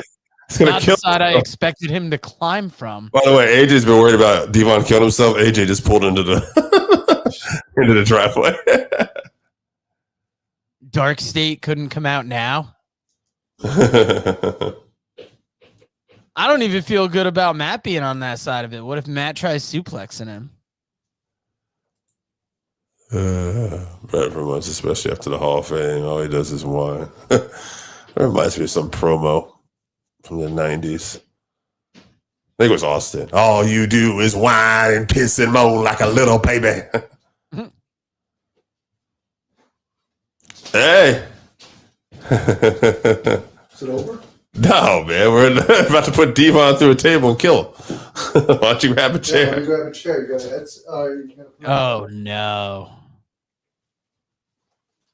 Can Jeff still do this? Is Jeff not out of the match? Why would you do this to your friend? Of course, it was fucking horrible weather the whole way here. Hold on. Trying not to say anything racist. He's on mic. About to watch Devon die here. Oh, good. I made it in time. Oh, I no. don't want him to die without me. Jeff actually looks in great shape. and he did like a cross. Oh wow, Ooh. Oh, he only got him. that In looked rough. Almost looked like he went like between the fucking tables. I think he hit his head on the bottom of the ladder. Come on in, AJ. Dude, I'm pretty sure Jeff Hardy just hit his head on the ladder trying not to kill Devon. Look. Oh, yeah. I missed it during the commotion. Let's take a look. Yeah, see? He hit his head on the because fucking like it didn't look like he went through the table cleanly either. And almost like my first thought was that he went between them. Oh, that was a good camera angle. Why don't you show us an angle that nobody can see shit? You can't hear Joe? I can't hear you either. You can't hear me either? Oh, shit. So where did you plug his headphones into? Did you plug it into the back? Yeah. So look at the number that it's plugged into and the headphone controls that are in the top right of the Rodecaster. Turn that number up. Headsets. Or just plug them into the front of the Rodecaster. Is there another hole that could be plugged in? Just unplug his headphones and plug them into the front of the Rodecaster. The front? Yeah, where I always plug in, right underneath the legs. The table for Bubba Ray. Yeah, Ghostface, I'm with you. Devon definitely looks like he's walking gingerly.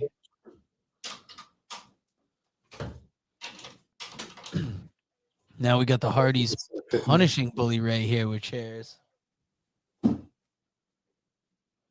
Dude, I'm still upset that I had to actually work mid shift today. If I was working the morning, I'm off tomorrow. I would have went to this. It's okay. I'll just read Joe's lips.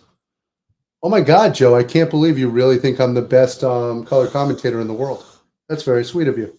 You didn't plug his headphones into the front? Doesn't fit in the front. It's a different style headphone. Can you unscrew the headphone connection and plug it in? Because sometimes with those bigger ones, they'll have like a screw-on feature to the connection. I think he's getting up. He's had enough. This match just feels like it's kind of dragging on a little too long now. Jeff's not dead. That's crazy. He accidentally hit Matt. All right. Go, Jeff.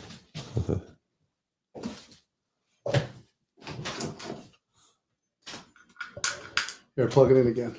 I almost didn't want to agree with Ghostface, but I'm not the hugest fan of this match, I gotta say. Now I hear him. You know, it was exciting going in, but like I don't know, just kind of feels like it's dragging on now. How long has this match been going? I don't know. Too long, it feels like. I bet you all of these competitors looked young when it started. Well, it started what? Just before he got in, right, Dave? Yeah, I'm not sure. I texted him actually. I said when this match was starting. So those were the introductions, mind you. But 9:46. 9:46. So 22 minutes. Yeah. Yeah. Oh, they're just pounding Bubba with the chairs. Of course, AJ missed the 20-minute draw between Leon Slater and Javon Evans, only for them to add 5 minutes, only for Dark State to come out and lay them both out. Oh, well, that's stupid. I think we can all agree that Dark State's ridiculous.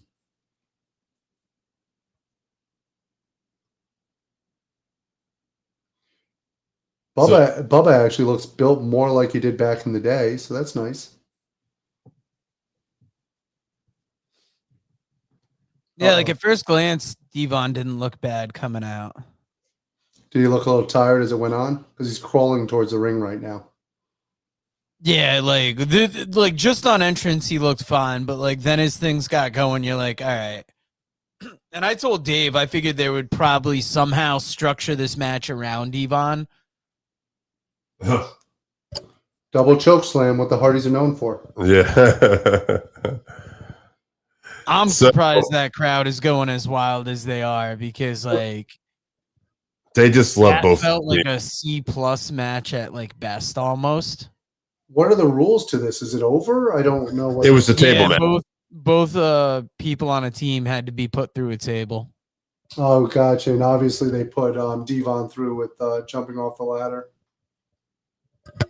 God, when you see a final match like that, it's almost like it makes me not want a final match between like famous teams or not wanting to see like famous opponents go against each other one more time. No, sometimes you got to let it go. This crowd seems to love it, though. I think they were just, feeling it. Maybe a different feeling live. I think if we were there, we would have been hooked on it also. When you're watching it on TV, it doesn't always translate the same as in person. Carlos Silva. He's made it to the ring a few times tonight. Kalani Jordan kept the TNA championship. That's a little surprising. I think we both felt that it was time for her to lose the belt, considering she wasn't meant to be the champion in the first place. No. I do love the TNA tag team titles. It reminds me of the old NWA television championship, the red one. You know that Gauntlet Battle Royal? Oh, yeah. How'd that go? So Frankie Kazarian and Nick Nemeth were the last two, and there was a double pin. So now they share the trophy. Think Lex Luger, Bret Hart, 94 Royal Rumble. We didn't want to see that finish, but we saw it now. Sounds like there were a lot of horrible finishes on this. Yeah, I mean, I did like some of the matches, but there just wasn't great finishes. A lot of it. Am I the only one who's worried more about them trying to pick Bubba up? Leave Bubba Yeah, I down. don't know what this like slow like picking up this dead weight's all about. They're like, Bubba, stop selling. You're killing us. Who's in Yeah, I our will audience? agree. This really didn't need either title. I don't think it made it any more grander of a match. Where's our boy? Who's our boy? Oh, Randy Osgood. Yeah. He has not been on tonight. The beginning, we did have this gentleman here. I think he was on a show for us Spencer? one time. No, not Spencer. Although Spencer's good. This guy. Let's go, Mike Santana. That's the last match coming up, right? Yes. Well, he's talking about Triple Bodrio. So we've had Triple Bodrio, Spencer, and Ghostface have been in the comments. As far as people contributing, we had a lot of people in and out of here tonight, though. But Am I the only one who's excited to see a second generation Mike Santana compete against Trick Williams here tonight? You guys might remember his father, Tito Santana, the former Intercontinental Champion. I'm just taking in this final moment and just thinking about how little it fucking kind of means. how sad that always look. Yeah, Dion, this is just more of a sad celebration than anything. It's not like it was this like grand match. Was Devon- the big moment just to get Devon in the ring? well, considering he came back from what, a heart attack and a stroke? Yeah. Or what I call the Jerry Lawler effect? But they couldn't like, I don't know, like you couldn't have structured a better match just to make everybody look better. Is this a match we're gonna go back and watch and think like maybe we were wrong about it? I don't think so. I think the only way you enjoy this match is if you're live and in person. Like, look at the people that are sentimental there. Yeah, the live audience likes it.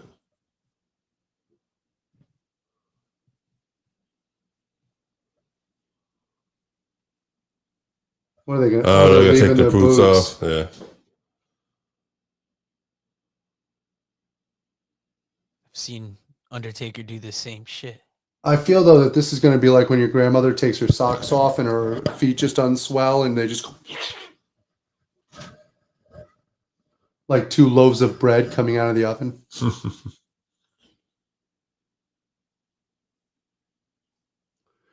By the way, this is also the same way that Bubba Ray broke up with Velvet Sky.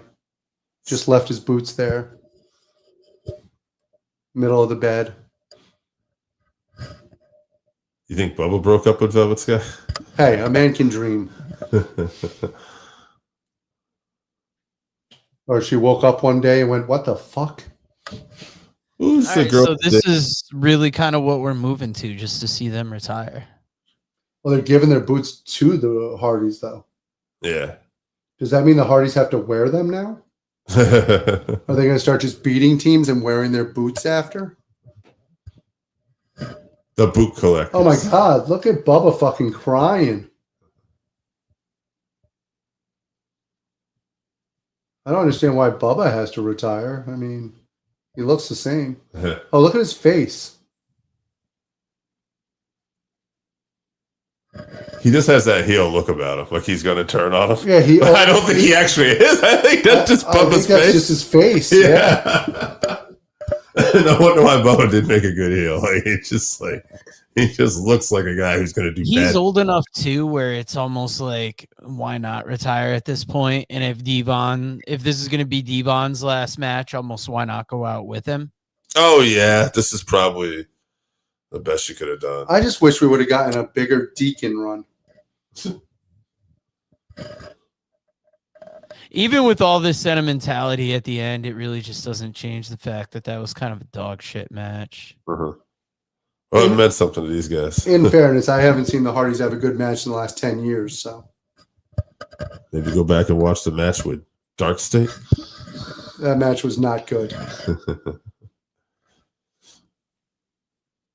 Don't be blinded by the smoke coming from Jeff Hardy. I think somebody should come out and attack the Hardys from behind. Put them through that other table. Now, Dave, before our show, if we do a recording on Friday, I might rewatch this match and just see if it tastes better. Because I mean, the emotions are real here. You could see these are both teams that over 25 years they've been wrestling. Mm-hmm. These guys are the most decorated one of the most decorated tag teams in wrestling history. Almost as good as they were big in TNA. Just the fact that Devon's able to come out and give us another match. He's, in fairness, he does look like he could die at any moment.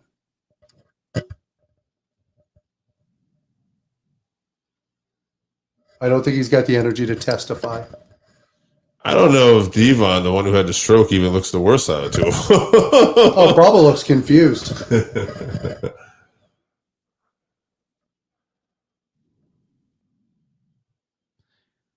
Plus, as wrestlers, it's got to be hard to say goodbye, especially Bubba. Like, he hasn't been, he's been active the last few years. He's had matches.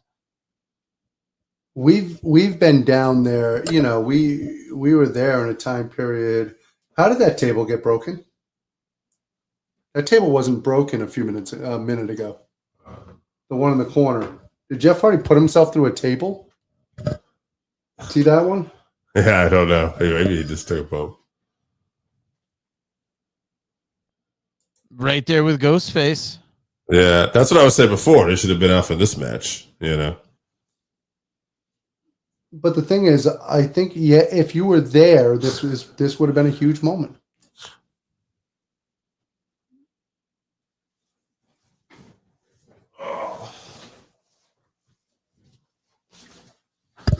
Shame we never got that Vaudevillains. That final match of the Vaudevillains? Yeah. Well, one of the Vaudevillains still works. And it's going to take them a minute to clean up the ring. So what are we going to do in the meantime here? Hopefully we're going to get another video package, or will we watch the Hardys just at ringside? Just watch the Hardys hang out. Hopefully we'll get a good Trick Williams, Mike Santana video package. He definitely made that one Jeff Hardy fans night, signing one of his wrist things and handing it to him, it looked like. That's awesome. Got a pizza box out here or something? Well, the Hardys. Oh my God, I don't think that's a child. I think that's just a. I was gonna say it seems like a goatee, handicapped individual. That looks like one of the Patriots linemen. Ghostface is having Having a time here. Oh man, 10 minutes. Yeah, I gotta say, I think at this point I'd actually be funny if he called it right. Like it just came out, man. WWE is great or what? Thank you coming in here, beating all our guys, kicking our asses. I didn't realize what Carlos Silva meant by a TV deal in 2026 was they're just being swallowed up by the WWE.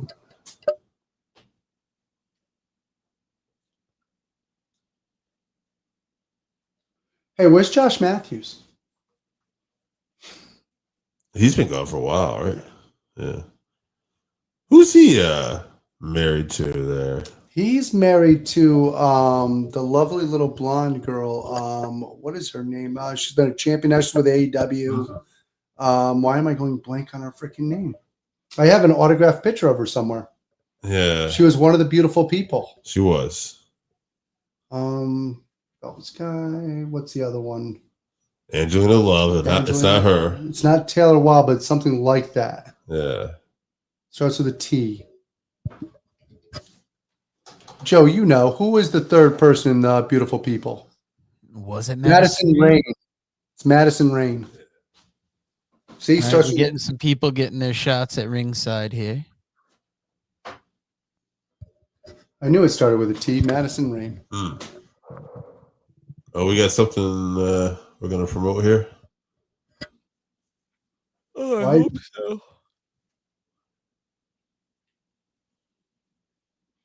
I think it's called How Do We Come Back from Letting the WWE Win Every Match? Although I think technically Kalani Jordan is TNA, so. Genesis. Well, she's not, but. But she did wrestle on their team. She did. Yes. See, my guess was going to be that Trick Williams was going to wrestle for TNA's team. Well, he did walk out on the NXT team. Yeah, Trick has definitely showed his character's just about Trick, though. Trick's all about Trick. Trick and A. Play is going to play. Here we go, Mike Santana. I really hope Mike Santana goes over. I'm with Ghostface. If Mike doesn't win, we just break all these monitors. You're not breaking my monitors. I ain't doing that. But if you got to smash the laptop, maybe the laptop. The laptop's the one that's hanging by a thread, but it's probably then I got to talk to Chevy about tomorrow's show. So. I'll get you a new laptop tomorrow if I can break it. Hey, maybe Mike Santana will win and I won't have to break it. We don't have to break it anyway. like I said, either way, I'm not breaking anything over here. Hey, Ghostface. This laptop's got to hang on until I get a new one. Yeah, Ghostface knows how I feel. The way everything's been lining up, though, video package-wise and everything, it just feels like it's Santana's night. It's gotta be his time. It's gotta be. If it's not, does that mean it never will be? Because this seems like the time. Yeah. He's just going to walk out sad with Bubba and D-Ron, go in the corner, hang out. It's a distinct possibility because I feel like they've already waited it feels like they've waited too long to give it to him already. Yeah, if he doesn't get it tonight, I don't know when the time would be. However, if I had told you a year ago they're going to pull the trigger and make Mike Santana the world's champion, you would have thought I was insane. Well, Ghostface had an opinion that maybe, Nick Nemeth will come out and cash in on Mike after he wins, and then Frankie's there will cash in on Nick Nemeth. I mean, they could. It's possible. I hope they don't do anything like that. And am I the only one disappointed that it wasn't Ryan Nemeth that won? Yes. Yeah, no one wants to see that guy win.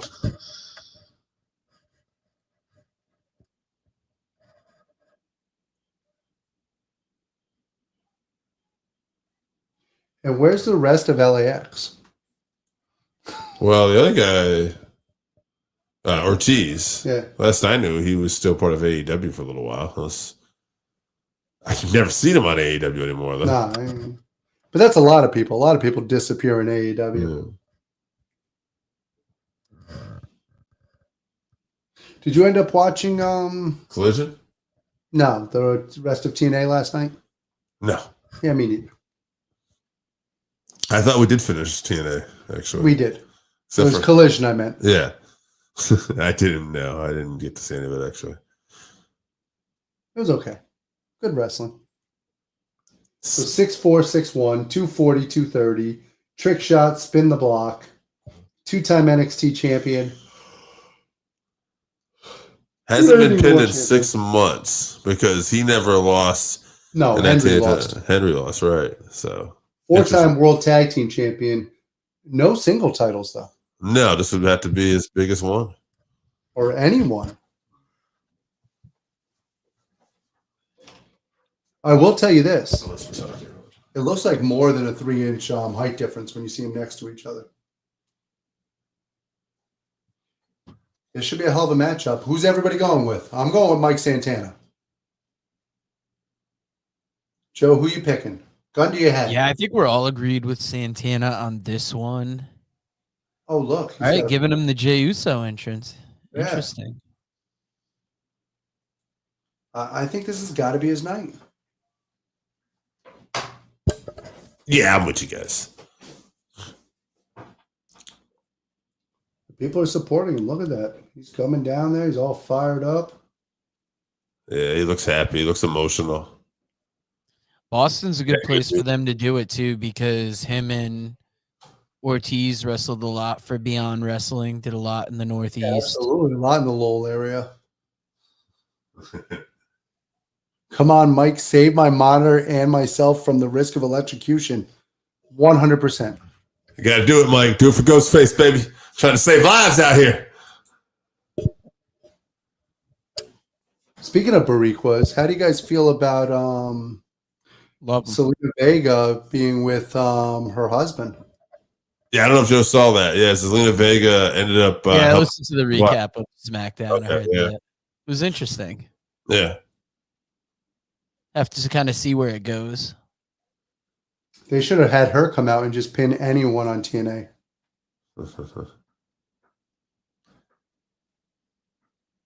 She was in TNA at one point, I believe. She was.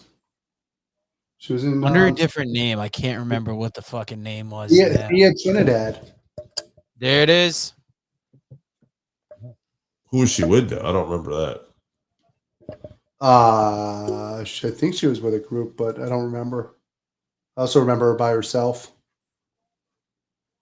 Oh. Is Lola and Damien a couple? Are they? I don't know. Good for him. Conan here. Oh, snap. Oh, they ain't bringing Conan in if he ain't winning the title. Well, remember they have the connection now with AAA. Right. This is about the healthiest I've seen Conan look in a while. A lot of times I see him, he looks like he's just on death's door. Of course, he doesn't look like he's still bowdy and rowdy. This has got to be his night. You can't bring Conan in like this. And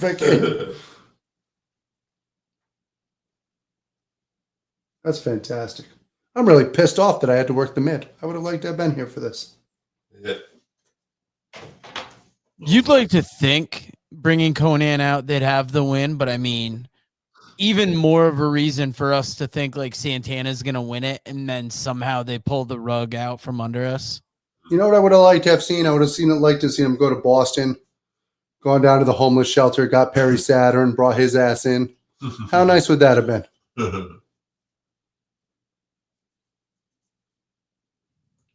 Give the man a payday.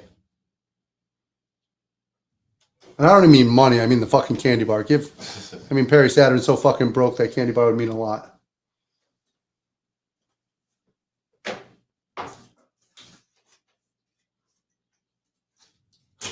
Oh, look at this. Fucking A. Look at the entrance they're giving this guy. Dude, if this ain't his night, I don't even know what to tell you, man. This is fucked up. You give him this kind of entrance and then don't give him the belt. Yeah, it's 10:30, dude. This match. So we're going to go to almost 11, and then this show's going to end. 3:45 a.m. tomorrow, by the way. I'm doing an inventory day for you. I have to go old school. Yeah. Well, I got good news for you. I'm actually off for once on inventory day. I'm assuming you're not parked behind me, right? Or anything like that. Anything weird? Why would I park behind You never do, but I thought, well, just the odds. You know, it'd be great. Let's park right behind the truck. We'll talk about parking things for anyone tuning into the wrestling show tonight. We're 3.5 hours in. Anybody at this point is hardcore. I bet Ghostface at this point is like, yeah, fuck him if he parked behind you. I don't give a fuck. Row through him. I like the fact that With that roll of coins. I like the fact that Ghostface is saying even though she's 26 and he's 42, like there's some kind of age like limit in pro wrestling. Oh yeah, pro wrestling is known for. If there was an age limit in pro wrestling, Jerry Lawler would have been out a long time ago. Oh man. So what do you think the age difference is between AJ Lee and CM Punk? I bet you it's 10 years. It's got to be around there. Yeah. It's tough. You got Santana out here, but then you've got that Trick Williams theme song that's just fucking hard for the whole arena not to chant. It is hard to not to want to whoop that trick. We're going into the last match. Ghostface, thank you for watching with us tonight. Hopefully you subscribed on the YouTube channel. Only 8 years, but still, 8 years is a pretty good distance. Yeah, not as much as. I mean, look at Vince McMahon. He started the trend. Vince McMahon banged some bitches. Pardon my French. Yeah, probably. Not all of them were on board for that, though. Oh. Mackenzie Mitchell, remember her? Yeah, she was the one that was no longer with NXT. Right. She dated Vic. Well, does date Vic Joseph. She's married to Vic Joseph. Are they married? I think so. God, we got to send him a card. Because people kept asking. I think people kept asking him if he was upset when she got let go. Yeah, I am, but I gotta get this paycheck. We got family. Yeah, see, wife Mackenzie Mitchell. Yeah, he ain't leaving. You gotta get paid. Well, he wasn't leaving that, but he also wasn't leaving her because he ain't getting that again. No, he's like, we're gonna work this out. Hey, yeah, his nerdy ass ain't doing better than Mackenzie Mitchell. Mm-hmm. Oh, Trick got something to say. Yeah. Tell me that's only 3 inches. Come on now. There's no way.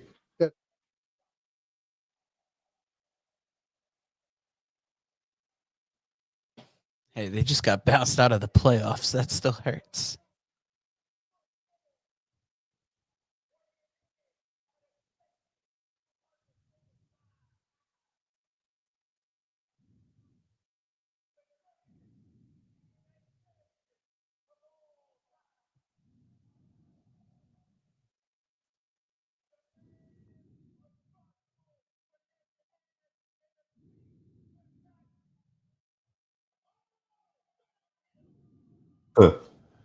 Trick Williams was throwing it down there for Santana. They don't want to hear that.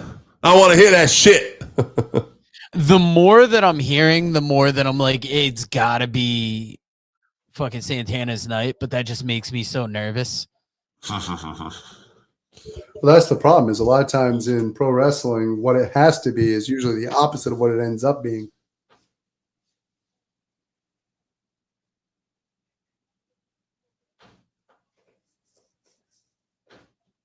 These guys do have the capability of a hell of a match. Oh yeah. Santana, though, I mean, God, that guy's turned his career around from like a great tag wrestler to looking like he can main event pay-per-views and having this opportunity. I was just thinking that because remember when him and Ortiz split, how I'm not going to say it was the worst thing in the world, but I was definitely like, oh no, where are these guys going to go? Yeah. And Ortiz has definitely had more of a rough run of it. Santana it seems like he's made out the better of the two with the split. And Ortiz was the one who had kind of the personality, I thought, at the time of the two, if you had to like pick one, like gun to the head. But yeah, Santana also really transformed the way he looked when he he's left changed his AEW. body completely. By the way, I don't know if you guys saw the guy in the face mask. He's wearing the full mask on. Somebody called out of work tonight. Somebody also should have called down to those pants. What the fuck was she thinking? What about the guy with the hat on there? He's in the pizza game. He ain't leaving his seat, but he got a lot to say. I think those are the. He's got merch on his watch. That's like some kind of handicap seat or something. They gotta bring him down. They gotta carry him up to his wheelchair. Dave's like, stand up when the champ's talking to you. Stand up, yeah. No. Don't disrespect. They just making fun of this girl's pants. I'm seeing is this other guy here talking shit. Almost like he was in like some kind of Run DMC getup. In fairness, that's what I thought. Yeah. In fairness, I wasn't making fun of her pants. I was making fun of the fact that she didn't fit in them. I mean, when you put it that way. Yeah. Now I want to see these pants. Girl, show us what you're working with. Express yourself. John White's at ringside. He's like, yeah, show him. That's Carrot Top Jr. Told you that already. Baby Carrot. Fuck. Oh. Night. Wait a minute, is this a no DQ? I thought Joe Hendry was the fucking special ref to this match. I guess I was wrong. Oh, so you can hit people with shit outside the ring. Outside, do what you want. Oh, maybe the match didn't officially start. Oh, okay. Yeah, that's what they're trying to do. Yeah, the match just started. Yeah, my bad. Yeah, there you go. I like that Ric Flair 4 Horsemen sweatshirt. Yeah, I saw that. Spencer, who we were talking before, he's from Charlotte, North Carolina. Oh, well, giddy up. He's only been wrestling for 15 years, though. So when I did the math, that's 2010. So 15 years. So he only remembers Flair as a tag champ. I don't even think Flair was a tag champ at that point. I think it was around that time that he won it with Orton, wasn't it? With Orton? Not Orton, Batista. Yeah. I think it was before that. Was it before that? Yeah, Jesus Christ, time's gone by. Yeah. Flair might have had his TNA run in 2010. Probably. I don't know. Battling with Jay Lethal. Dude, we've seen some good shows in Lowell. Lowell's a good spot for wrestling. WWE's come through there for many years. A lot of local with Beyond and stuff like that. And now TNA making its home there. Seen some great ROH shows there. Oh, hell yeah. They even had, when New Japan came to America, Lowell was one of the towns that they did their stop in. I believe the Rock and Roll Express wrestled up there. Oh, that's great. Ric Flair was in TNA in 2010 and 2011. There you go. Dude, let me tell you, Trick breaking some shit out here.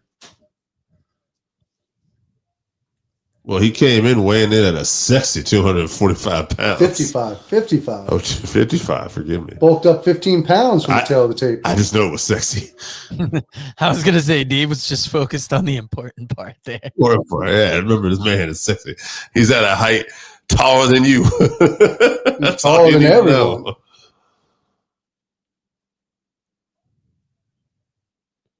Is it my TV? Is the camera? Because he got like a big red, almost kind of rug burn on his back or something. No, he does. Oh, maybe that's the paint actually from Mike's face, though. Could be. Yeah. Uh-oh. Yeah. Good job, son. Yeah, you can't just slap a bitch. Oh. Mike Santana. Boricua! If there's one thing Boston likes, it's a black dude getting slapped.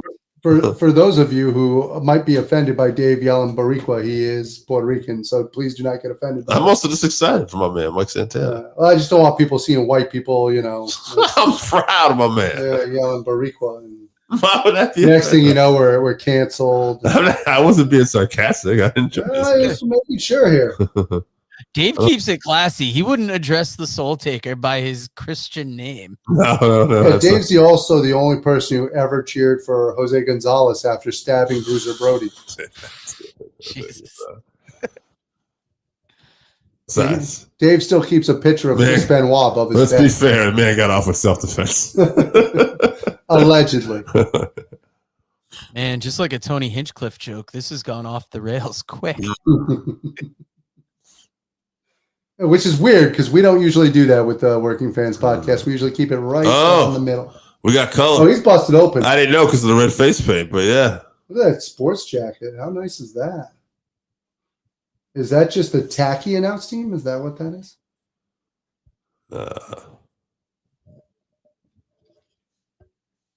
There's a lot of short people in Lowell. So Ghostface is not buying that this is the number 2 promotion. Well, it's not the number 2 promotion. They're not the right number now. 2 There's promotion. no way. Nobody's buying this Yeah. number 2 promotion. Yeah.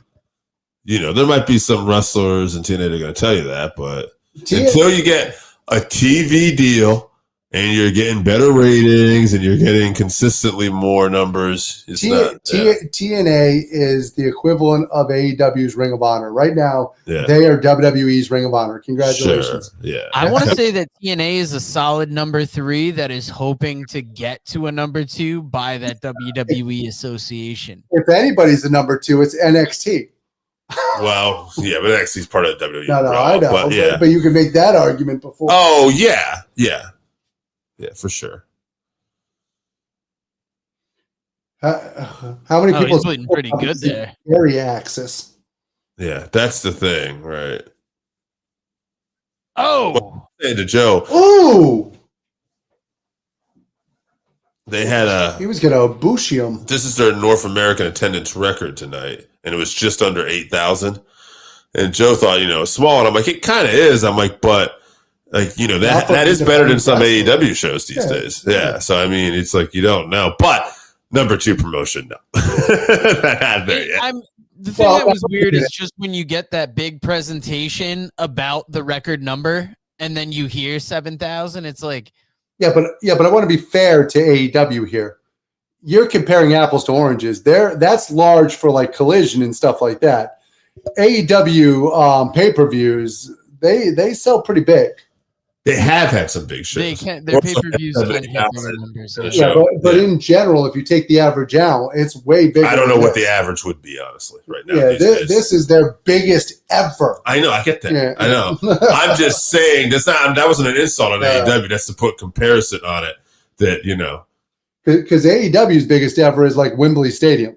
that's their biggest ever. But you have to throw that. And you're talking about. You said average. That's not their fucking average. I didn't say average. Now I said biggest ever compared to biggest ever. Okay, well that's 8,000 against that's a different story. At one point you said average. If we're that was earlier. That's why when I heard average, I'm like, ooh, you're playing with some like weird numbers because they've had such big stadiums, but then they've also had like some bad. Absolutely. Yeah, I mean they had. I want to say 2,500 at a show. Oh no, absolutely. Yeah, Texas. So yeah, it happens. Yeah. But if you compare largest versus largest, that's not fair. That was no one's bringing that up. Yeah. It's just simply saying that just under 8,000 is a pretty good number to have. I'm just saying if you're going to compare them as number hooking that leg trick kicking out there. Yeah. Again, I don't know who thinks they're number 2 though. Yeah, I think Santino Morello made a comment that they could be number 2. Ghostface said that they can officially say number 2 promotion with a question mark. Well, again, that's. Oh no, he did say my ass. Yeah. So 100%. Yeah. I mean, maybe Bioflex would believe it. I don't know. Now that being said, and I love TNA. Yeah.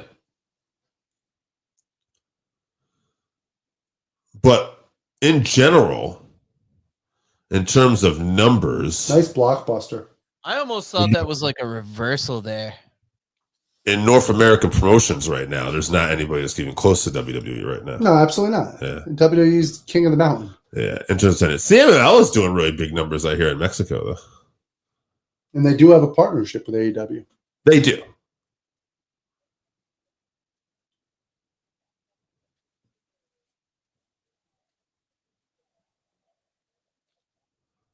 It is interesting that the WWE was able to buy out AAA because they weren't doing the numbers that CMLL was.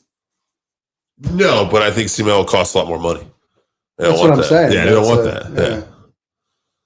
Well, CMLL also has the advantage of owning Arena Mexico. Right. Well, CMLL is also the oldest organization in Mexico.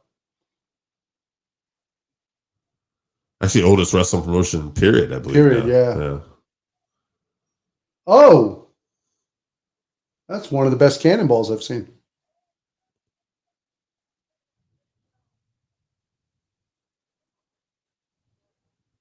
I like that the ref is wearing a sleeve. Like his non-counting arm is just getting that cold.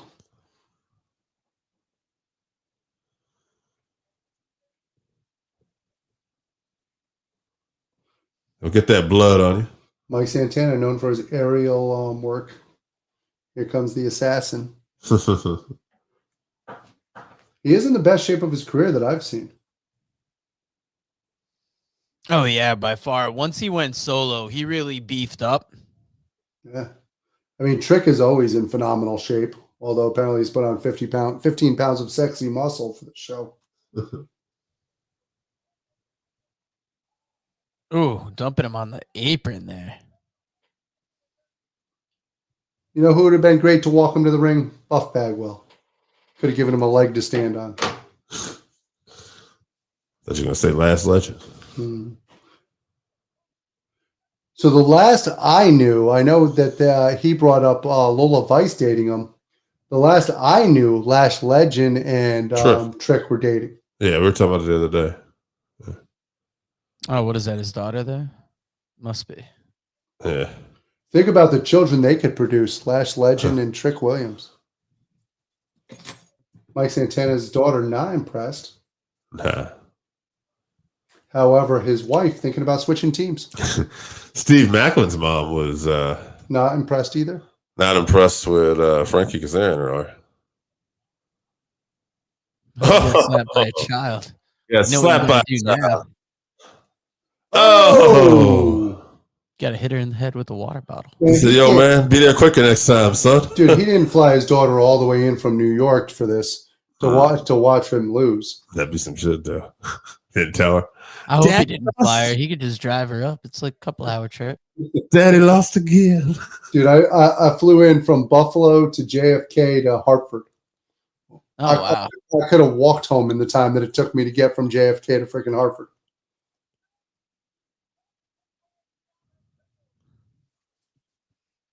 Come on, Santana. That was one of the best running power bombs I've seen since D'Lo Brown on draws.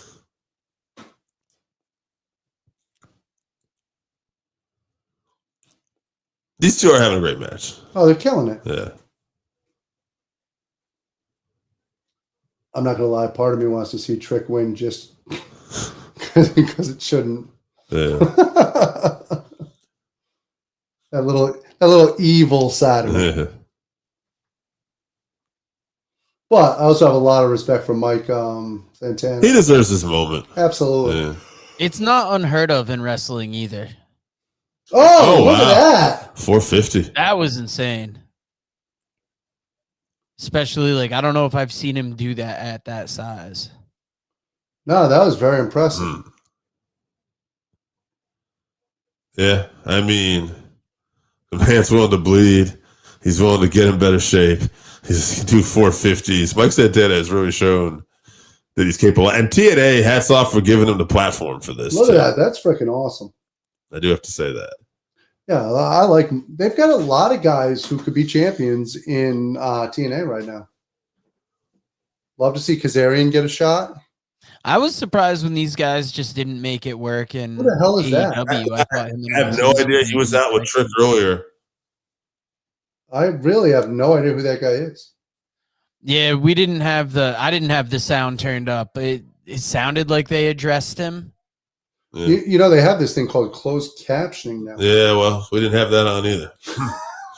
We just thought he was some fool out there hanging around. I'm like, all right, whatever. But now I was like, who's this random white guy just yelling at him? Yeah. I've got the sound up enough where I could kind of hear it, but we were kind of talking during that segment. It was actually Ooh, that's a big boot there. I didn't know Trick had a manager, let alone one that I just have never Kind of seen. reminds me of one of those guys that showed up from Evolve that one time in NXT. Looks a little bit like Lance Cade, but he's dead. Oh no! What are they? This is. I thought that was going to be a Spanish fly. Yeah. Hey Joe, who's the young kid we called the matchup from Northeast Wrestling? Oh, Brad Baylor. Oh yeah, Okay. that was a hell of a talent. Yeah. But I don't think that's him. That's not Brad Baylor. Now he's sitting over by the table there. Uh-huh. Trick, if you hit him with the belt now, you're disqualified. Of course, that does mean he keeps the title. It keeps the belt. That's it. Ring his bell. Trick's like, number 2 promotion, baby. Here we go. By the way, What would happen if Ortiz came out here and stopped it? That'd be some shit. By the way, if Santana does actually lose this and Ghostface has to break his monitors, we would like to see the video. That could be it. Oh, At least hit us with a subscribe before you break the monitors too. absolutely. We got to pay the bills so that we don't have to work so hard. Oh, nice lariat clothesline. Dave's working at 3:45 in the morning. I came from work. That discus lariat. Oh no! For a second there, I was like, they're gonna fuck us this late at night.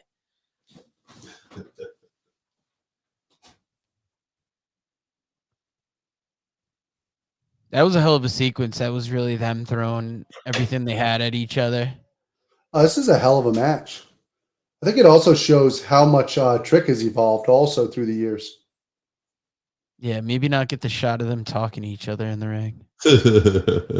I feel like that's something modern wrestling just doesn't do as well. It's like, yeah, they just don't give a fuck anymore. Things get too close. I see this all the time. Dude, first of all, as far as I'm concerned, they're clearly talking shit to each other.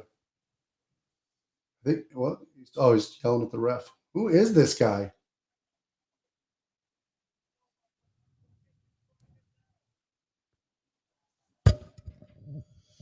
Oh, he clearly can take a bump.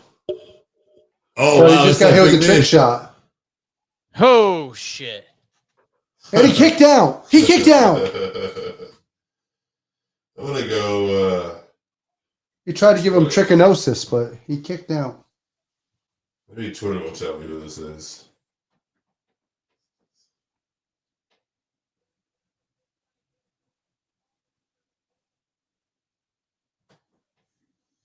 Just someone said, "What's with this lawyer gimmick?"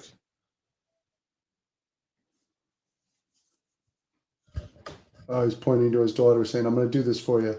I'm going to do this for you." And his daughter's like, "Yeah, just like you were going to pay your child support." What? Some Mike's trying to give me bigger rejection.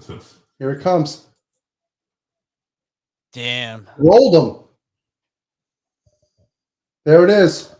They are doing a good job of like making us feel that Trick has a possibility and then just pulling it away just in time. Dancing like lariat. There it is.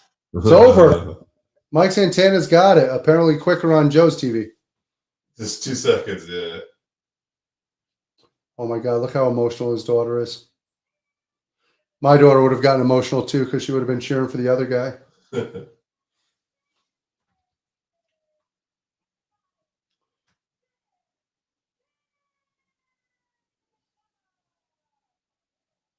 Well, Ghostface monitor stays intact. I think they missed the opportunity here. They should have had Bad Bunny sing him to the ring.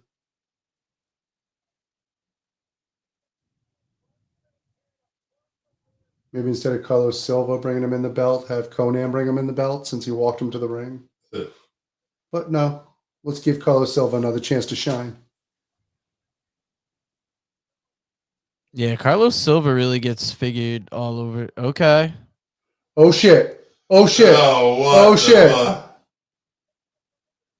What the hell? Time to drink. Hopefully it's a failed cash-in. Oh, wait. Lights are going out. Or a Lights failed double cash-in. Lola's forgotten to pay the bill. Frankie Kazarian? Maybe.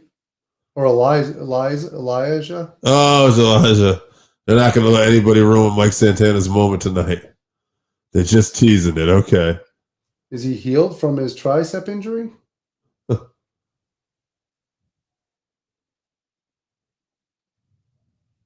That's a good brother right there. That's a good brother.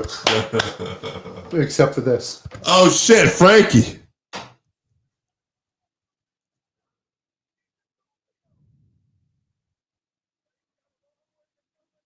Frankie's like, you don't have the trophy. Or he's just losing. Oh, there's your cash in. All right, get this pay-per-view done so this man can be here with the gold. I know. Plus, with all the fuckery that we've seen tonight, it still like could have been a very real possibility that like, all right, we're getting this.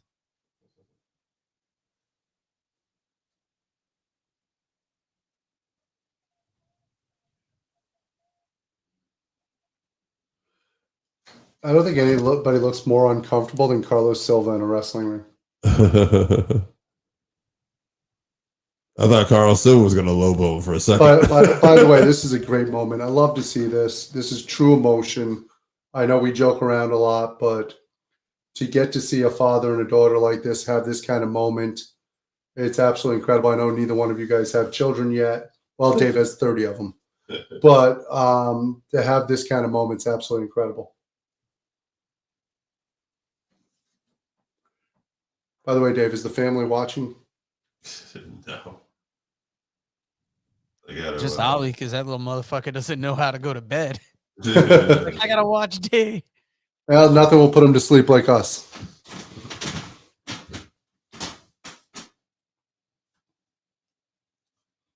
Wow, outstanding. Love this moment. Love it for Mike Santana. I like that his daughter's got his vest on. That's fantastic. First Puerto Rican TNA World Champ, too. Are you 100% sure about that? That's what they announced as. Oh, really? Okay. I mean, I'm sure Amazing Red was like X Division champion. I know he held the X Division. It's probably right. I don't know. I'm not going to debate their fact. Yeah, even like LAX probably at their most powerful, they were like tag team champions, maybe. Yeah, Hernandez battled for the world title, but I don't think he ever got it. Well, Dave, we've sat through the whole show. If you had to give this a score from 1 to 5, 5 being the best, what do you think it hit at?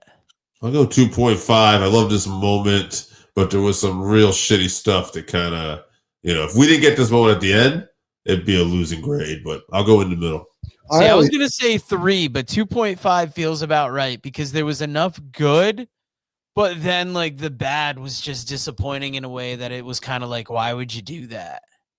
I only saw the end of the Hardys match in this match, so I'm going to give it the highest score possible because this match killed it. And I'm just going to assume the rest of it was horrible and just ignore it.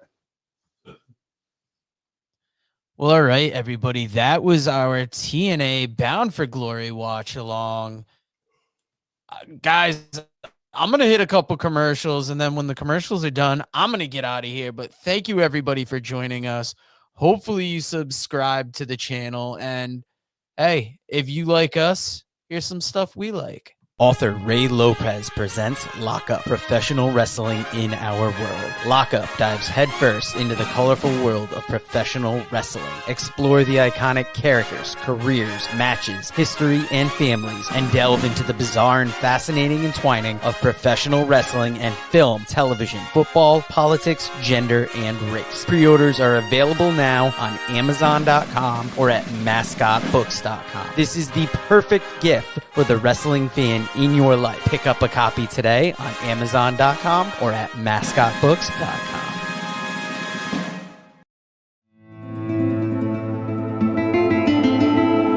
Hey, all you got young wrestling fans out there, listen, Old Black Bart has got a book.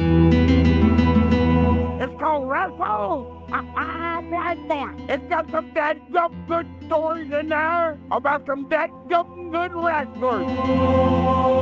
Read stories of Dusty Rhodes, the Von Erich, Scott Casey, Sergeant Slaughter, Roddy Piper, Mr. Fuji, Ron Bass, Bruiser Brody, Mike Davis, the Grappler, and many others. And I guarantee you one thing, that it'll be the best dadgum read you've had in a long time. Get your book today at Russellville.com or on Amazon. Russellville, it's where wrestling lives.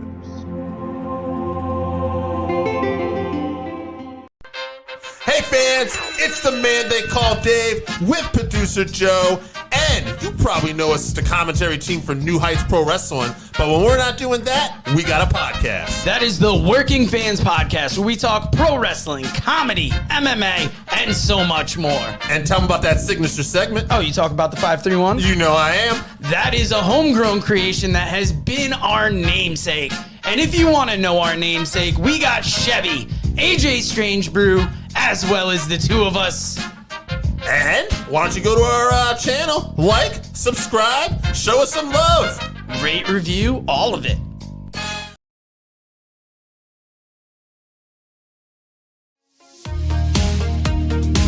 Read about the Northern Wrestling Federation in the book presented by Russellville.com, The Pro Wrestling Vault, Volume 2.